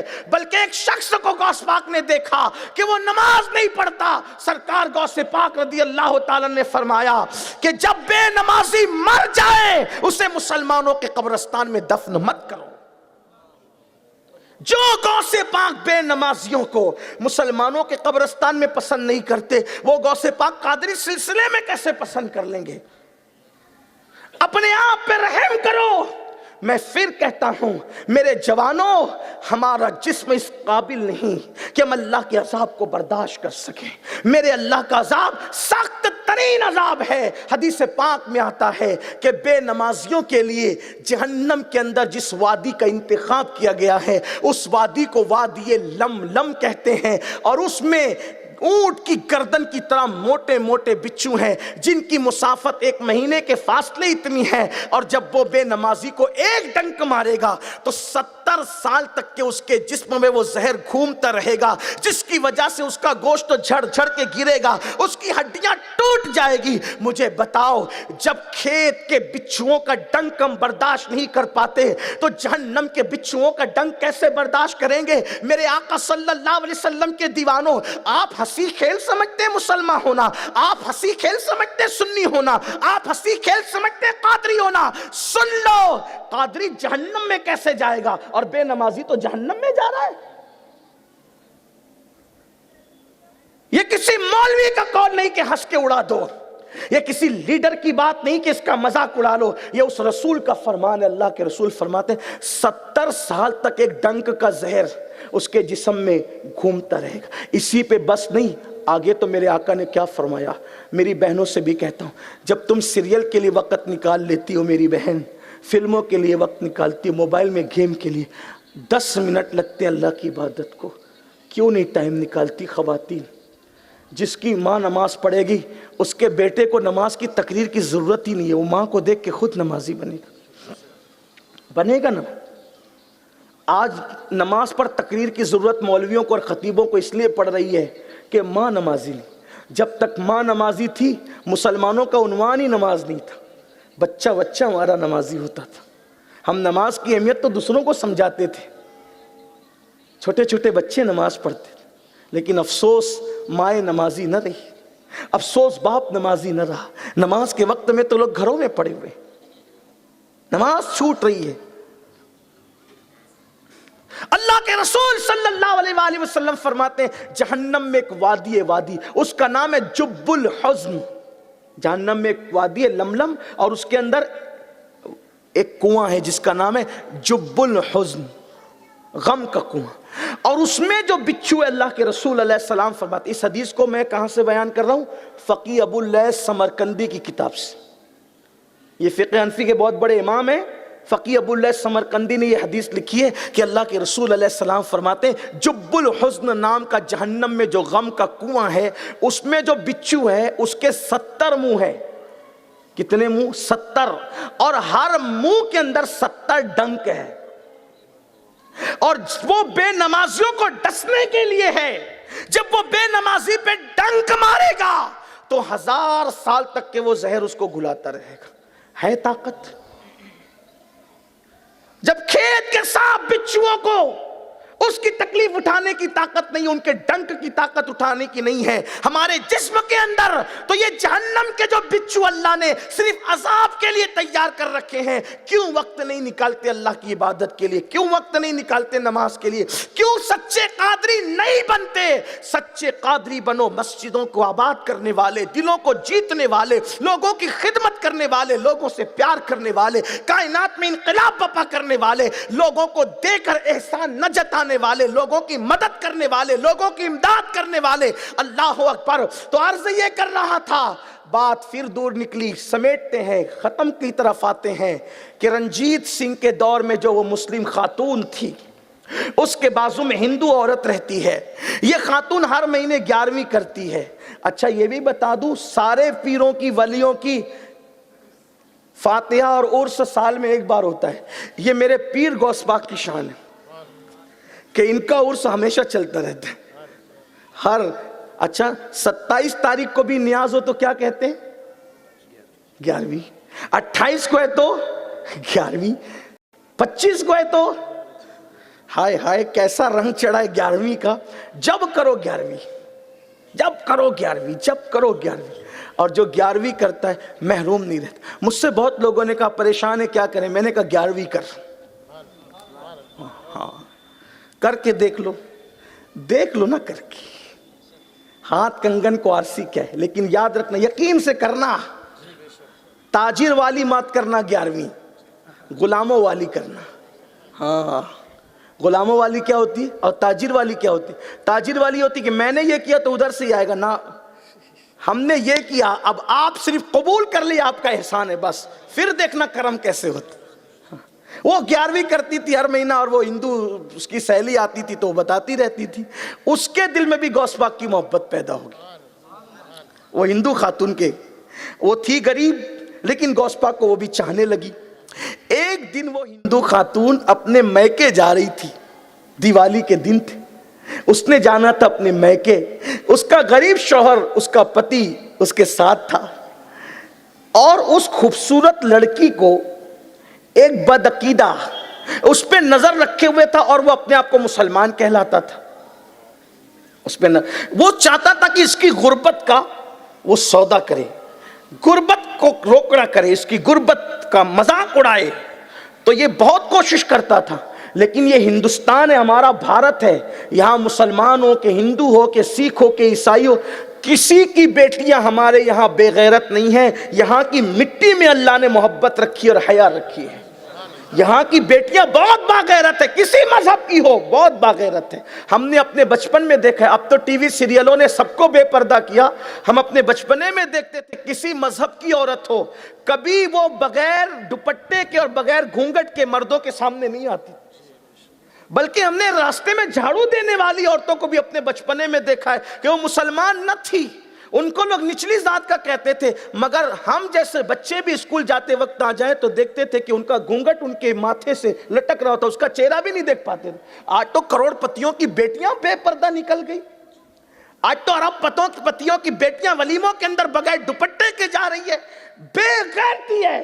لوگ کہتے ہیں پردہ ایسا پردہ ویسا. میں نے کہا پردے کی تعلیم اسلام تو دیتا ہے, لیکن ہندوستان کی مٹی نے بھی پردے کی تعلیم دی ہے, ہندوستان کی تہذیب نے بھی پردے کی تعلیم دی ہے. ہمارے مذہب میں بے پردگی کی اجازت نہیں ہے, بالکل صحیح ہے, لیکن ہندوستان کی پرانی تہذیب بھی پردے کی بات کرتی ہے. پردہ ہمارے یہاں اسلام میں ہے, بالکل ہے, الحمدللہ. جہاں حیا ہوگی وہاں پردہ ہوگا. اسلام بھی حیا کی بات کرتا ہے, ہندوستان کی مٹی میں بھی اللہ نے حیا رکھی ہے. اور مجھے ایسا لگتا ہے کہ اس مٹی میں حیا اس لیے ہے کہ سب سے پہلے با حیا اسی زمین پہ آیا آدم کی شکل میں, ان کے قدموں کی برکت ہے کہ اس مٹی میں حیا ہے. تو اس بدعقیدہ جو اپنے آپ کو مسلمان کہتا تھا, جب دیکھا کہ دونوں میاں بیوی پتی پتنی جا رہے ہیں, پیدل کوئی سواری نہیں ہے, اس گاؤں سے اس گاؤں جانا ہے, بیچ میں جنگل ہے, ایک گھوڑا لے کے پیچھے پیچھے چل پڑا. جب پیچھے پیچھے چل پڑا تو یہ دونوں میاں بیوی کو روک کے کہتا ہے کہ بھئی میرے گھوڑے پہ بیٹھ جاؤ. اس کے شوہر نے کہا کیسے گھوڑے پہ بیٹھیں, ایک گھوڑے پہ کیسے تمہارے ساتھ کیسے بیٹھے, نہیں بیٹھ سکتے. تو اس نے کہا ایک کام کرو, میں تمہیں پیدل چلتے نہیں دیکھنا چاہتا, میں اتر جاتا ہوں, لگام پکڑ لیتا ہوں گھوڑے کی, تم اور تمہاری بیوی بیٹھ جاؤ. انہوں نے کہا نہیں بھئی, ہمیں تیری آنکھ میں کچھ اچھا نظر نہیں آتا. تو وہ جو عورت تھی نا, اس کی بیوی, اس نے کہا کہ ہم بیٹھیں گے, ایک شرط ہے, تم کوئی ضمانت دو, کوئی گارنٹی دو, عہد دو, ہم بیٹھ جائیں گے. اب وہ تھا تو بدعقیدہ، کلمہ پڑھتا تھا، لیکن ظاہر سی بات ہے ہر مسلمان کلمہ پڑھنے والا اچھا ہو یہ کوئی ضروری تھوڑی ہے، کچھ تو ایسے بدبخت بھی ہوتے ہیں نا، اور وہ بڑی تفصیل ہے، اس میں بھی میں اس کی طرف نہیں جاتا، لیکن ہے تو ایسے کہ زبان سے کلمہ پڑھتے اندر کوئی کلمے کا اثر ہوتا بھی نہیں نا، ایسے بدبخت بھی تو ہیں نا۔ تو اس نے کہا کس کی ضمانت چاہیے، کس کی ضمانت چاہیے، کون سا ہے چاہیے؟ اس کی زبان سے پٹ نکلا، کیونکہ اس کی بات زبان پہ بار بار غوث غوث یا غوث یا غوث یا غوث تھا۔ اس نے کہا کہ وہ 11ویں والے پیر صاحب ہیں نا، ان کی ضمانت دے دو، کہ ان کی ضمانت تم ہمارے ساتھ غلط نہیں کرو گے۔ اس کو تو اور آسان تھا، کیونکہ تھا بدعقیدہ، ولیوں کا ماننے والا نہیں تھا وہ اس دور میں، پتہ نہیں کس چکر میں پڑ گیا تھا، اس لیے کہ وہ دور ہے، ابھی انگریزوں کی آمد شروع ہو چکی تھی۔ آپ تاریخ پڑھ لیں، راجہ رنجیت سنگھ کا جو تھا، یعنی ابھی بدعقیدگی کے جراثیم ہندوستان میں شروع ہو چکے تھے۔ جس طریقے سے ابھی وہ ایک نیا وائرس آ گیا نا، جیسے تو ابھی 5 مریض آپ کے یہاں بھی تو کیسے تھوڑے سے شروع ہوئے نا، تو ایسے اس دور میں وہ بدعقیدگی کے جراثیم شروع ہو گئے تھے، سب کو نہیں لگے تھے، ایسے چند کو لگے تھے، اور باقی سب لرزہ بر اندام تھے۔ تو یہی ہوا، اس کو کہا کہ بڑے پیر صاحب کی ضمانت دے دو، اس نے کہا فوراً ہاں بالکل بڑے پیر صاحب کی ضمانت۔ تو کہا کہ اچھا سوار ہو جاؤ، میں اترتا ہوں، سوار ہو جاؤ۔ جیسے یہ اتر کر کے، شوہر نے پہلے بیوی کو سوار کیا، ابھی وہ بیوی سوار ہوئی تھی کہ اس نے تلوار نکالی اور اس کی گردن اڑا دی، اور یہ بیٹھ گیا جست لگا کر کے گھوڑے پر، اور ایڑ لگائی، اور اس کو دبوچا اپنے بازوؤں میں۔ جب دبوچ رہا تھا اپنے بازو میں تو وہ ایسے جھک کر دیکھ رہی، پیچھے مڑ کے دیکھ رہی تھی۔ تو اس نے مذاق اڑاتے ہوئے کہا، اے لڑکی، یہ مڑ کے کس کو دیکھ رہی ہے؟ تیرے پتی کو تو میں نے قتل کر دیا۔ کہا میں نے دیکھا میرا پتی قتل ہو گیا ہے، لیکن میں بڑے پیر کو دیکھ رہی ہوں، 11ویں والے پیر کا انتظار ہے۔ تو نے کہا تھا نا میں ان کی ضمانت دیتا ہوں، جس کی ضمانت دی ہے وہ بچانے کے لیے ضرور آئے جاتا ہے۔ اور ایک نقاب پوش تلوار نکالتا ہے، اور تلوار نکال کر کے اس کی گردن اڑاتا ہے۔ وہ جو کہہ رہا تھا نا وہ تو مر کے گھر چکے ہیں، وہ تو مر کے ختم ہو چکے ہیں، میں کہتا ہوں یقین ہو تو کوئی آج بھی میرے غوث کو مدد کرتا ہوا پا سکتا ہے۔ اللہ اکبر۔ کسی کہنے والے نے کہا تھا کہ یہ ادائے دل نوازی کوئی میرے دل سے پوچھے، یہ ادائے دستگیری کوئی میرے دل سے پوچھے، وہی آ گئے مدد کو میں نے جب جہاں پکارا، وہی آ گئے مدد کو میں نے جب جہاں پکارا۔ شیخ عبدالحق محدث دہلوی کہتے ہیں کہ غوث پاک آج بھی اپنی قبر سے زندوں کی طرح تصرف کرتے ہیں۔ غوث پاک نے فرمایا میں مشرق میں رہوں اور میرا مرید مغرب میں رہے، اور وہ گر رہا ہو ٹھوکر کھا کے تو میں اس کا ہاتھ پکڑ کر اس کو بچا لیا کرتا ہوں، اس کا سطر کھل رہا ہے تو میں اس کے سطر کو ڈھانپ دیا کرتا ہوں۔ اللہ اکبر۔ آج بھی وہ مدد کرتے ہیں، ان کی امداد آج بھی ہے۔ کوئی سچے دل سے پکار کر تو دیکھے، میرے لب پہ رات دن ہے، تیرا نام غوث اعظم تیرے ذکر سے بنے ہیں، میرے کام غوث اعظم میرے راستے میں آ کے کوئی مشکلیں نہ ٹھہری، میرے کام آ گیا ہے تیرا نام غوث اعظم۔ اللہ اکبر۔ تو جب اس خاتون نے دیکھا نقاب پوش آئے، گھوڑا روک لیا گیا، ایک نقاب پوش نے اٹھایا، گردن اڑا دی، گردن اڑائی۔ اس خاتون سے کہا بیٹی کیا چاہتی ہے؟ اس نے کسی کو پہچانا تو نہیں، لیکن کہتی ہے میرا تو سہاگ ہی اجڑ گیا۔ پھر وہ گھوڑا لے کر، وہ تلوار لے کر جس سے خون ٹپک رہا تھا، وہ لاش کے قریب آئے، اور ایک نقاب پوش نے جو ہے وہ گردن اور جسم کو جوڑ دیا اور کہا کم باذن اللہ، زندہ ہو گیا۔ اس خاتون نے کہا اے نقاب پوشو ذرا بتاؤ نا کون ہو؟ تو جب نقاب الٹا گیا تو ایک تو اسی گاؤں کے کتب تھے جو مجذوب بن کر کے بیٹھے تھے، اور دوسرے میرے اور تمہارے پیر سرکار عبدالقادر جیلانی۔ کوئی یقین کر کے ان کو، پھر جب قرآن کہہ رہا ہے کہ وہ قیامت میں مدد کرے، دیکھیے مسئلہ کہاں اٹکتا ہے، لوگ کہتے ہیں وہ مدد نہیں کر سکتے، میں کہا جب اللہ قرآن میں کہہ رہا ہے کہ وہ مدد کر سکتے قیامت میں، جو قیامت میں اللہ کے عذاب سے بچا سکتا ہے، کیا وہ دنیا کی مصیبتوں سے نہیں بچا سکتا؟ کوئی یقین تو کرے۔ اور پھر غوث پاک کہتے ہیں کہ میرے اللہ نے میرے ساتھ وعدہ کیا ہے کہ جو میرا مرید ہوگا میں دنیا میں بھی اس کی حمایت کروں گا اور آخرت میں بھی اس کی حمایت کروں گا، اور میرا اللہ میری حمایت کو قبول فرمائے گا۔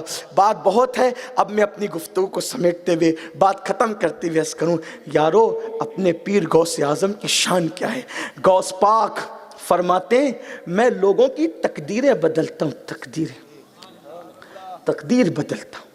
حضرت مجدد الفسانی کہتے ہیں کہ جب میرے پیر خواجہ باقی باللہ مجھ سے کہتے تھے غوث پاک تقدیر بدل دیتے تو مجھے حیرت ہوتی تھی، یہ کیسے ہو سکتا ہے، یہ کیسے ہو سکتا ہے کوئی تقدیر بدل دے؟ لیکن پھر بعد میں آپ کو دکھایا گیا کہ غوث پاک تقدیر بدلتے ہیں۔ اس سلسلے میں ایک بات کہتا ہوں اور اپنی بات مکمل کرتا ہوں، دل سے ان سے لگ جاؤ، ان سے نسبت مضبوط کر لو، غوث پاک سے اپنی اولاد کے دلوں میں محبت پیدا کرو۔ غوث پاک کہتے ہیں کہ جو مجھ سے سچی محبت کرے گا اس کی عزت پھر میری عزت ہو جاتی ہے، میں اس کو کبھی ذلیل ہونے نہیں دیتا۔ اگر ذلت سے بچنا ہے غوث پاک کے ہو جاؤ، سچے دل سے محبت کرو، سچے دل سے پیار کرو، سچے دل سے الفت کرو، ان سے جڑ جاؤ، صرف زبانی نہیں قلبی طور۔ آج کل ہم ولیوں سے ہی محبت کرتے ہیں تو پیسوں کے لیے کرتے ہیں، 11ویں اس لیے ہو رہی ہے تاکہ مال میں برکت ہو۔ اللہ کے بندو ذرا مال سے اوپر اٹھ کے بھی کچھ سوچا کرو، ہے نا؟ میں کہتا ہوں کیا تعلق ہے؟ ہاں وہ نوازیں گے، دیں گے، دینے کے لیے ہیں، اللہ کے خزانے اسی لیے لے کے بیٹھے ہیں کہ دینے کے لیے، لیکن کوئی اللہ کے لیے بھی تو کچھ کام کرو، ان سے ان کے دل جیتنے کے لیے بھی تو کچھ کام کرو، ان سے پیار کرنے کے لیے بھی تو کچھ کام کرو۔ ایک شخص تھے بغداد میں رہتے تھے، ان کے پیر تھے غوث پاک کے استاد۔ وہ جو شخص تھے بڑے تاجر تھے، ان کے پیر تھے غوث پاک کے استاد شیخ حماد۔ تو وہ آئے غوث پاک کے استاد کے کہا حضور میں تجارت کے لیے جانا چاہتا ہوں، آپ کی اجازت ہے؟ انہوں نے کہا، آنکھ بند کی اور آنکھ بند کر کے لوح محفوظ پہ دیکھا، وہ کہا کہ تیری تقدیر میں لکھا ہے کہ اگر اس سفر میں تو گیا تو تجھے منافع بہت ملے گا لیکن تو قتل کر دیا جائے گا، مار ڈالا جائے گا، تو تیری تقدیر میں لکھا ہے۔ مولانا روم رحمۃ اللہ علیہ فرماتے ہیں کہ لوح محفوظ اولیاء اللہ کے سامنے ہوتا ہے، وہ پڑھتے رہتے ہیں اس کو۔ ہاں کچھ لوگ کہتے ہیں کیسے ہو سکتا ہے؟ میں نے کہا تمہارے ہاں جب ولی ہے ہی نہیں تو تم یہ چیپٹر ہی چھوڑو، آپ کا عنوان ہی نہیں ہے، بات ہی ختم، کیوں زبردستی الجھائے ہو؟ ہمیں اپنا کام کرنے دو، آپ اپنا کام کریں، یہ نصیب کی بات ہے۔ غوث پاک جیسا ولی نصیب سے ملتا ہے، اور وہ بھی مرشد ہے ہمارا، الحمدللہ۔ اللہ کی عطا پہ قربان جائیں، کیسا کرم کیا، نبی دیا تو سید الانبیاء، ولی دیا تو سید الاولیاء، امام دیا تو امام اعظم، سلسلہ دیا تو سارے سلسلوں میں بڑا سلسلہ قادری سلسلہ۔ کتنے کرم کی بات، قادری ہوں شکر ہے رب قدیر کا، دامن ہے میرے ہاتھ میں پیران پیر کا۔ تو شیخ حماد نے تقدیر پڑھی لوح محفوظ پر، کہا کہ مار ڈالا جائے گا۔ اب تاجر لوگ تو تاجر لوگ ہوتے ہیں، یاد رکھنا، ایک جگہ جائیں اگر منع کرو تو لوگ نہیں مانتے، وہ سوچیں گے اس سے بڑی بارگاہ کا ہے وہاں چلو۔ جیسے طلاق کے مسئلے میں مولانا سے پوچھیں گے مولانا 3 بار بولا، غصے میں بولا تو ہوئی کہ نہیں ہوئی؟ کہا ہو گئی۔ اگر غصے میں بولا حضرت، ہاں بھائی غصے میں تو طلاق دی جاتی، ہو گئی۔ اب سوچے گا اس سے بڑا مولوی کون ملے گا جو اس میں کوئی بتائے، تو اس پہ وہ بس نہیں کرے گا۔ یعنی قوم کا حال یہ ہے جب تک اپنی مراد جیسا جواب نہ ملے اس وقت تک اس نے بس نہیں کرنا ہے نا، یہ بات تو ہے نا، حالات ہیں ایسے ہی، اور کم و بیش ہر دور کے حالات ایسی رہے کہ قوم ہر دور میں ایسی رہی ہے کہ میری مراد کے مطابق، میرے دل کے مطابق، میرے مفاد کے مطابق جواب ملے۔ تب وہاں بول دیا گیا کہ بھئی تم جاؤ گے تو قتل ہو جاؤ گے، ایسے ہی۔ تو اس نے سوچا اب کہاں جاؤں، تو اس کے دل میں خیال ہے یہ میرے استاد، یہ غوث پاک کے استاد ہے شیخ حماد، لیکن غوث پاک ہیں۔ وہاں گیا، حضور میں اچھا وہاں بتایا بھی نہیں کہ میں کہیں سے آ رہا ہوں، لیکن وہاں تو معاملات بڑے روشن تھے۔ حضور میں تجارت کے لیے جانا چاہتا ہوں، جاؤں؟ فرمایا جا، فی امان اللہ، جا، انشاءاللہ کامیاب آئے گا۔ یہ چلا گیا۔ اب گیا تو خوب مال کمایا، واپس آ رہا تھا تو رستے میں ایک جگہ اس کی تھیلی چھوٹ گئی، مال کی تھیلی چھوٹ گئی. دوسری جگہ آیا تو وہاں سویا تو خواب دیکھا کہ ڈاکو آیا اور اس کو قتل کر دیا. ایسا قتل کیا کہ اس کی بوٹیاں کر دی. اس نے خواب اتنا ڈراؤنا تھا, اٹھا تو کہاں پر آتا, خواب کا اثر بیداری پر بھی تھا. گھبرا کر کے اپنے مال کو دیکھا تو ارے مال نہیں, پھر یاد ہے کہ تھیلی فلاں جگہ چھوٹی, وہاں گیا تو تھیلی مل گئی, لے کر کے آیا. اب جیسے ہی آیا بغداد کے قریب, سوچا دونوں بزرگوں میں پہلے کس سے ملوں, اپنے پیر سے ملوں کہ پیرانے پیر سے ملوں, جنہوں نے منع کیا تھا ان سے ملوں یا جنہوں نے اجازت دی تھی ان سے ملوں. ابھی راستے میں تھا کہ بازار کے اندر راستے میں شیخ حماد سے ملاقات ہوگی. فرمایا بیٹا پہلے جا کے بڑے پیر سے مل. کیسے لوگ تھے وہ, ہائے ہائے, مرید اپنا ہے, کہا جا رہا ہے پہلے ان سے مل. پہلے بڑی معذرت کے ساتھ آپ سے ایک بات کہتا ہوں, چھوٹا منہ بڑی بات ہوگی تو راجکوٹ والے معاف کر دینا. مجھے ایسا لگتا ہے سنیوں میں جب تک لوگ مرید نہیں ہوتے شاید وہ عافیت میں رہتے ہیں, اور مرید ہونے کے بعد وہ مصیبت میں چلے جاتے ہیں. آپ کہیں گے وہ کیسے؟ میں کہا جب تک مرید نہیں ہوگا نا, سارے پیروں سے ملتا رہے گا, پیار کرتا رہے گا, نذرانہ دیتا رہے گا, پیر دباتا رہے گا, خدمت کرتا رہے گا. جب مرید ہو جائے کسی سے, حالانکہ سب پیر ایسے نہیں ہیں, میں سب کی بات نہیں کر رہا ہوں, لیکن کچھ بزنس مین ہمارے درمیان گھس گئے, تو جب وہ مرید کر لیتے ہیں نا کسی کو تو کہتے ہیں فلاں سے مت ملنا, فلاں سے مت ملنا, فلاں سے مت. ٹھیک ہے, اگر کوئی بدعقیدہ ہے بالکل نہ ملنا, کوئی گمراہ ہے بالکل نہ ملنا, لیکن کیا مزاج بنا دیا آپ نے. رسول اللہ فرمائے کہ سلام کو عام کرو تاکہ محبت پیدا ہو, اور آپ کہتے ہو اس کو سلام مت کرنا, اس سے ملنا نہیں. اس کا مطلب یہ ہے کہ آپ کے اندر وہ ایبیلٹی اور وہ صلاحیت نہیں ہے کہ آپ کے مرید کو آپ اپنا بنا کے رکھیں. اس لیے آپ کہتے ہو فلاں سے نہیں ملنا. واللہ جس میں روحانی پاور ہے وہ کہے گا جا جس سے چاہے مل, اس لیے کہ گائے سب کے آنگن میں گھومے گی, لیکن شام ہوگی تو وہ اپنے کھوٹے پہ واپس آئے گی. روحانی پاور ہوگا نا, ڈر نہیں لگے گا, جا جہاں چاہنا ہے جا, آئے گا تم میرے پاس. وجہ جب آپ کے اندر روحانیت ہوگی تو آپ ایسا کرو گے. میں سب کی بات نہیں کرتا, میں سارے سچے پیروں کی جوتیاں اپنے سر پہ رکھتا ہوں, لیکن جو بزنس مین ہمارے درمیان جاہل گوار بدعمل گھس گئے, جو سنیوں کو بانٹ رہے ہیں, سنیوں کو تقسیم کریں, سنیت کو تقسیم کریں, اس سے نہ ملو, اس سے نہ ملو, پھر کس سے ملے بھائی. حضور علیہ الصلوۃ والتسلیم کے بعد سے لے کر اب تک اولیاء اللہ تو کہتے ہیں کہ جاؤ جہاں سے فیض مل سکتا ہے لو, جہاں سے مل سکتا ہے لو, جہاں سے مل سکتا ہے لو. کسی نے منع کیا؟ بابا قطب الدین بختیار کاکی کے مریدین سب جگہ جاتے تھے, بابا فرید کے مریدین سب جگہ جاتے تھے, صابر پاک کے مریدین سب جگہ. ارے محبوب الہی نے حضرت امیر خسرو کو کہا ذرا میرے یار صابر کے پاس ایک بار تو جا کرا. حضرت امیر خسرو اتنے سچے پکے مرید تھے, گئے وہاں, صابر پاک کے ہاتھ چومے, اور ہاتھ چوم کے جب واپس آئے تو حضرت امیر خسرو کے لیے محبوب الہی کھڑے ہو گئے, اور اس دن محبوب الہی نے امیر خسرو کے ہاتھ چومے. اس دن ہاتھ چومے. امیر خسرو کہتے یہ کیا؟ فرمایا جو میرے پیر بھائی صابر کے ہاتھ میں ہاتھ چلا جائے پھر وہ اس قابل ہے کہ میں اس کو چوما کروں. یہ محبت تھی بزرگوں میں, ہمیں وہ محبت دوبارہ پیدا کرنا ہوگی.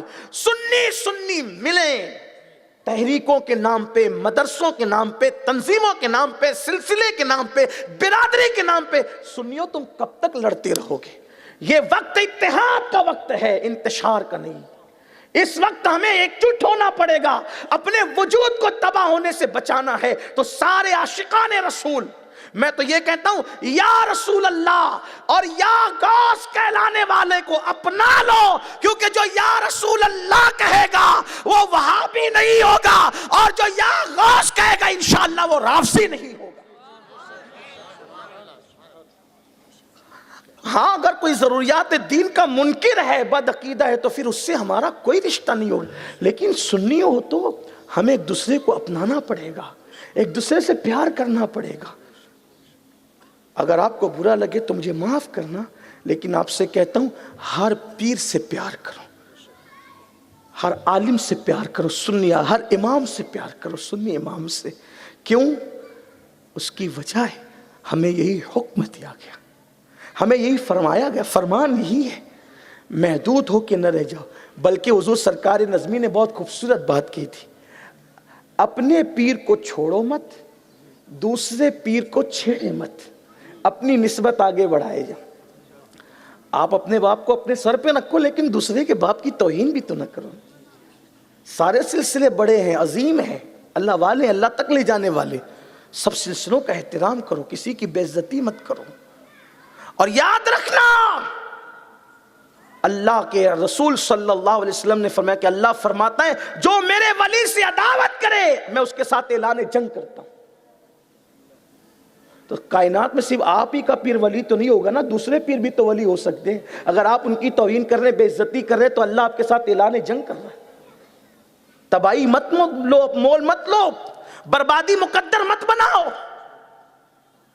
سب کا احترام کرنا سیکھو، سب کی تعظیم کرنا سیکھو، لوگوں کے نام عزت سے لیا کرو۔ میں نے بہت لوگوں کو دیکھا، جس عالم سے آپ کو اختلاف ہے آپ اس کا نام ایسے لیتے، چھوٹے چھوٹے بچے جیسے اپنے کلاس میٹ کا نام لے رہے۔ علماء کی عزت ختم ہوگی، علماء کا احترام ختم ہو گیا۔ سیدی اعلیٰ حضرت فتاوی رضویہ شریف میں فرماتے ہیں کہ سنی عالم کی بے عزتی کرنے والا ڈر ہے کہ کہیں کفر تک نہ چلا جائے۔ اپنے علماء کی، اپنی ائمہ کی عزت کرو، تعظیم کرو۔ بہرحال بات دور نکلتی، پھر وہی بات ہے، کہاں تک رونا روئے گا انسان، کیا کرے گا؟ لیکن یہ ہے کہ ہم اپنی ذمہ داری پوری کر رہے ہیں۔ آپ کو برا لگے معاف کرنا، نہ بلانا، آئندہ نہ بلاؤ، راجکوٹ والو محبت، سبحان اللہ، الحمدللہ۔ لیکن جو سچی ہے وہ کہہ جائیں گے، جو حقیقت ہے وہ کہہ جائیں گے، اس لیے کہ میرا اللہ جانتا ہے خطابت ہمارا بزنس نہیں ہے، ڈر بزنس پہ لگتا ہے، یہ تو خدمت ہے، یہ تو اللہ کی رضا کے لیے، میرا اللہ جانتا ہے۔ ہاں بس اس لیے حق کہہ جائیں گے۔ اور اگر آپ نے اللہ والوں کو چھیڑا، علماء کی بے عزتی کی، علماء کی بے حرمتی کی، فرمایا گیا جو عالم کی صحیح العقیدہ عالم کے بے عزتی کرتا ہے، اللہ اس کی نسل میں پھر کبھی عالم پیدا نہیں کرتا۔ اس لیے تعظیم کرو، سادات کا احترام کرو، اہل بیت کا احترام کرو، صحابہ کا احترام کرو۔ کسی کے بارے میں بولو تو پہلے تحقیق کرو، بلا تحقیق کسی کے بھی بارے میں کچھ بھی اٹھا کر تالو سے لگا دیتے ہو زبان کو۔ کسی مفکر نے بہت اچھی بات کہی ہے، اپنی باری آئے تو جو ہے وہ وکیل بنتے ہو، اور دوسروں کی باری آئی تو جج بنتے ہو۔ ڈائریکٹ فیصلہ سنانا یہ ہو جائے، اور اپنی باری وکیل نہیں ایسا نہیں، ایسا تھا، ایسا نہیں ہے۔ تو دوسروں کے معاملے میں بھی تو تھوڑی سی وکالت سیکھو، حسن ظن سیکھو، اچھا گمان سیکھو۔ نفرتوں کے بیج بوتے رہو گے، ایک دن تمہارے دامن میں کانٹے ہی آئیں گے۔ نفرتیں بونا چھوڑ دو، محبت دو، کیو اینڈ ٹیک۔ جب محبت دو گے تو تمہیں محبت ملے گی، پیار دو گے تو تمہیں پیار ملے گا، ورنہ ایک دن یاد رکھنا نفرتیں بانٹنے والے نفرتوں کے سوداگر پیار کو ترس جاتے ہیں، اور ان کا خاتمہ بھی بہت برا اور خطرناک ہوتا ہے۔ اس لیے اللہ نے پیار کے لیے پیدا کیا، پیار دو، محبت کے لیے پیدا کیا، محبت دو، الفت کے لیے پیدا کیا، الفت دو۔ تو شیخ حماد اس تاجر کو کہتے ہیں جاؤ پہلے شیخ عبد القادر جیلانی سے ملاقات کرو۔ کیوں؟ اس لیے کہ جب تم چلے گئے تو انہوں نے 70 مرتبہ اللہ سے تمہارے لیے دعا کی اور تمہاری تقدیر کو بدلا دیا۔ جاؤ پہلے ان کے پاس جاؤ۔ جب آئے سلام کیا، یہاں تو شیخ حماد کہہ چکے تھے ساری حقیقت۔ آنے کے بعد فرمایا کہ تیرے پیر شیخ حماد نے سچ کہا۔ اب یہ غوث پاک نہیں کہہ رہے اس کو کیا آتا، دیکھ میں نے کیا کیا، اس کو چھوڑ ادھر آ، نہ وہ مراد تھے، مراد، وہ مرید نہیں تھے، بے نیاز لوگ تھے، اتنی بڑی شان کے۔ اب فرمایا تیرے پیر نے سچ کہا، تیری تقدیر میں وہی لکھا تھا جو تیرے پیر نے کہا، لیکن میرے اللہ کی بارگاہ میں میں نے 70 مرتبہ کہا مولا اس کی تقدیر بدل دے، بدل دے، بدل دے۔ میرے اللہ نے مجھے یہ شان عطا کی ہے کہ میرے محبت کرنے والے پر جو تقدیر میں مصیبت لکھی ہوتی ہے میں اس کو خواب میں دکھا کر حقیقت میں بچا لیا کرتا۔ اس لیے غوث پاک کے ماننے والوں کو اگر ڈراؤنے خواب نظر آئیں تو ان کو پریشان نہیں ہونا، اس لیے کہ سرکار غوث پاک رضی اللہ تعالیٰ وہ مصیبتوں کو خواب میں دکھا کر حقیقت میں بچا لیتے ہیں۔ جیسا کہ ایک واقعہ ہے، غوث پاک کے ایک مرید نے خواب دیکھا کہ اس نے خواب میں 100 عورتوں کے ساتھ زنا کیا، اور جب وہ خواب سے اٹھا تو اس زنا کا اثر کپڑوں پر تھا، بدن پہ تھا، غسل کیا، پریشان تھا، سوچا یہ خواب جا کے غوث پاک کو بتاؤں۔ جیسی قادری مسجد میں داخل ہوا جامع قادریہ کے اندر، سوچا کیسے بتاؤں کہ میں نے ایسا خواب دیکھا، شرم آئے گی۔ غوث پاک نے فرمایا پریشان نہ ہو، تیری قسمت میں لکھا تھا کہ تو 100 بار زنا کرے گا، لیکن میں نے اللہ سے دعا کر کے وہ قسمت کو خواب میں بتا کر حقیقت میں تجھے بچا لیا۔ ہائے ہائے، یہ غوث اعظم ہے، سرکار غوث پاک کی شان، یہ ان سے نسبتیں مضبوط کرو۔ اللہ فرماتا ہے الاخلاء یومئذ بعضهم لبعض عدو الا المتقین، کہ قیامت میں تمہارے پکے دوست تمہارے دشمن ہو جائیں گے، کوئی کام نہیں آئے گا مگر اللہ کا ولی تمہارے کام آئے گا۔ جو ولی کام آئے گا انشاءاللہ ان ولیوں سے نسبتیں اللہ قائم رکھے۔ گفتگو کے درمیان کوئی غلطی ہو تو اللہ تعالیٰ معاف فرمائے۔ آج کی یہ خوبصورت محفل ہمارے حافظ اکرم صاحب کے توسط سے، ہمارے فاروق بھائی کی طرف سے منعقد ہے۔ میں دعا کرتا ہوں اللہ تعالیٰ ان کے رزق میں، کاروبار میں برکتیں دے، آنے والوں کو اللہ اپنی شان کے مطابق نوازے، جس کے دل میں جتنی مرادیں ہیں اللہ تعالیٰ سب کی مرادیں پوری کرے، سب کی تمنائیں پوری کرے۔ میرے عزیز، میرے دل میں ایک بات آتی ہے، وہ کہنا چاہتا ہوں۔ میرے پیر غوث پاک کی شان یہ ہے، جو تقدیر میں نہیں لکھا ہوتا ہے وہ بھی گڑ گڑا کر لکھوا کر اللہ سے دلا دیتے ہیں۔ آج کل ایک نام آپ بہت سنتے ہوں گے اولیاء کی دنیا میں، شیخ محی الدین ابن عربی کا نام آپ نے سنا ہے نا؟ بہت بڑے بزرگ، سید المکاشفین، ان کے والد بہت مالدار تھے، بہت بڑے تاجر تھے۔ توجہ کرنا، میں نے ولایت کی دنیا میں ایسا دینے والا نہیں دیکھا، ایسا ولی بہت ہیں سب شان، مگر ایسا ولی۔ شیخ محی الدین ابن عربی کے والد بہت مالدار تھے، بڑے تاجر تھے، بہت نوازا تھا اللہ نے، اور مرید تھے غوث پاک کے، اور حاتم تائی کی نسل میں تھے۔ یہ یاد رکھنا، شیخ محی الدین ابن العربی کے والد حاتم تائی کی نسل میں تھے، غوث پاک کے مرید تھے۔ ایک دن غوث پاک کے پاس ہے، حضور مجھے اولاد نہیں، یعنی بیٹا نہیں ہے، بیٹا، اور میں کتنے ولیوں کی چوکھٹ پہ گیا، جس کو دیکھتا ہوں وہ گردن جھکا کے کہتا ہے تیری تقدیر میں نہیں، تیری آپ کے پاس آئے ہوں حضرت، آپ نے بھی گردن جھکائی، فرمایا تیری تقدیر میں نہیں، کہا یہی تو سب سے سن کے آیا ہوں، اگر آپ سے بھی وہی سنوں گا تو ان میں اور آپ میں پھر سرکار فرق کیا ہے؟ فرمایا پھر ادھر آ، توجہ کرنا، ایسے دیتے ہیں، لینے والا چاہیے، ادھر آ۔ جی حضور، مجھے سب بیٹے جتنی میرے مقدر میں تھے سب پیدا ہو گئے، ایک بیٹا بچا ہے پیدا ہونے والا، اپنی پیٹھ میری پیٹھ سے لگا کے رگڑ دے، اپنا بیٹا تیری پیٹھ میں ڈال دیتا ہوں، بیٹا میرا ہوگا، پیدا تجھ سے ہوگا، اس کا نام رکھنا محی الدین، میری نسبت سے اس کا نام محی الدین رکھنا۔ جتنے اولیاء نے اب تک کے سارے راز چھپائے نا سینوں میں، وہ سب کتابوں میں لکھ دے گا، وہ ایسی شان والا ہوگا، اور اپنی پیٹھ سے پیٹھ رگڑ کر کے عطا فرمایا، اور پھر اللہ نے ان کو شیخ محی الدین ابن العربی جیسا بیٹا عطا فرمایا، جس نے سلطنت عثمانیہ کی داغ بیل ڈالی۔ ایسا بیٹا اللہ تعالیٰ نے غوث پاک کی دعا سے عطا فرمایا، بلکہ دعا کے ساتھ ساتھ پیٹ کی رگڑ سے دیا۔ سبحان اللہ، کیا ذرا گھر جا کے اس کا مزہ لینا کہ اپنی پیٹ کا بچہ بھی کوئی کسی کی پیٹ میں ڈال سکتا ہے، جو ڈال سکتا ہے اسی کو دنیا غوث اعظم کے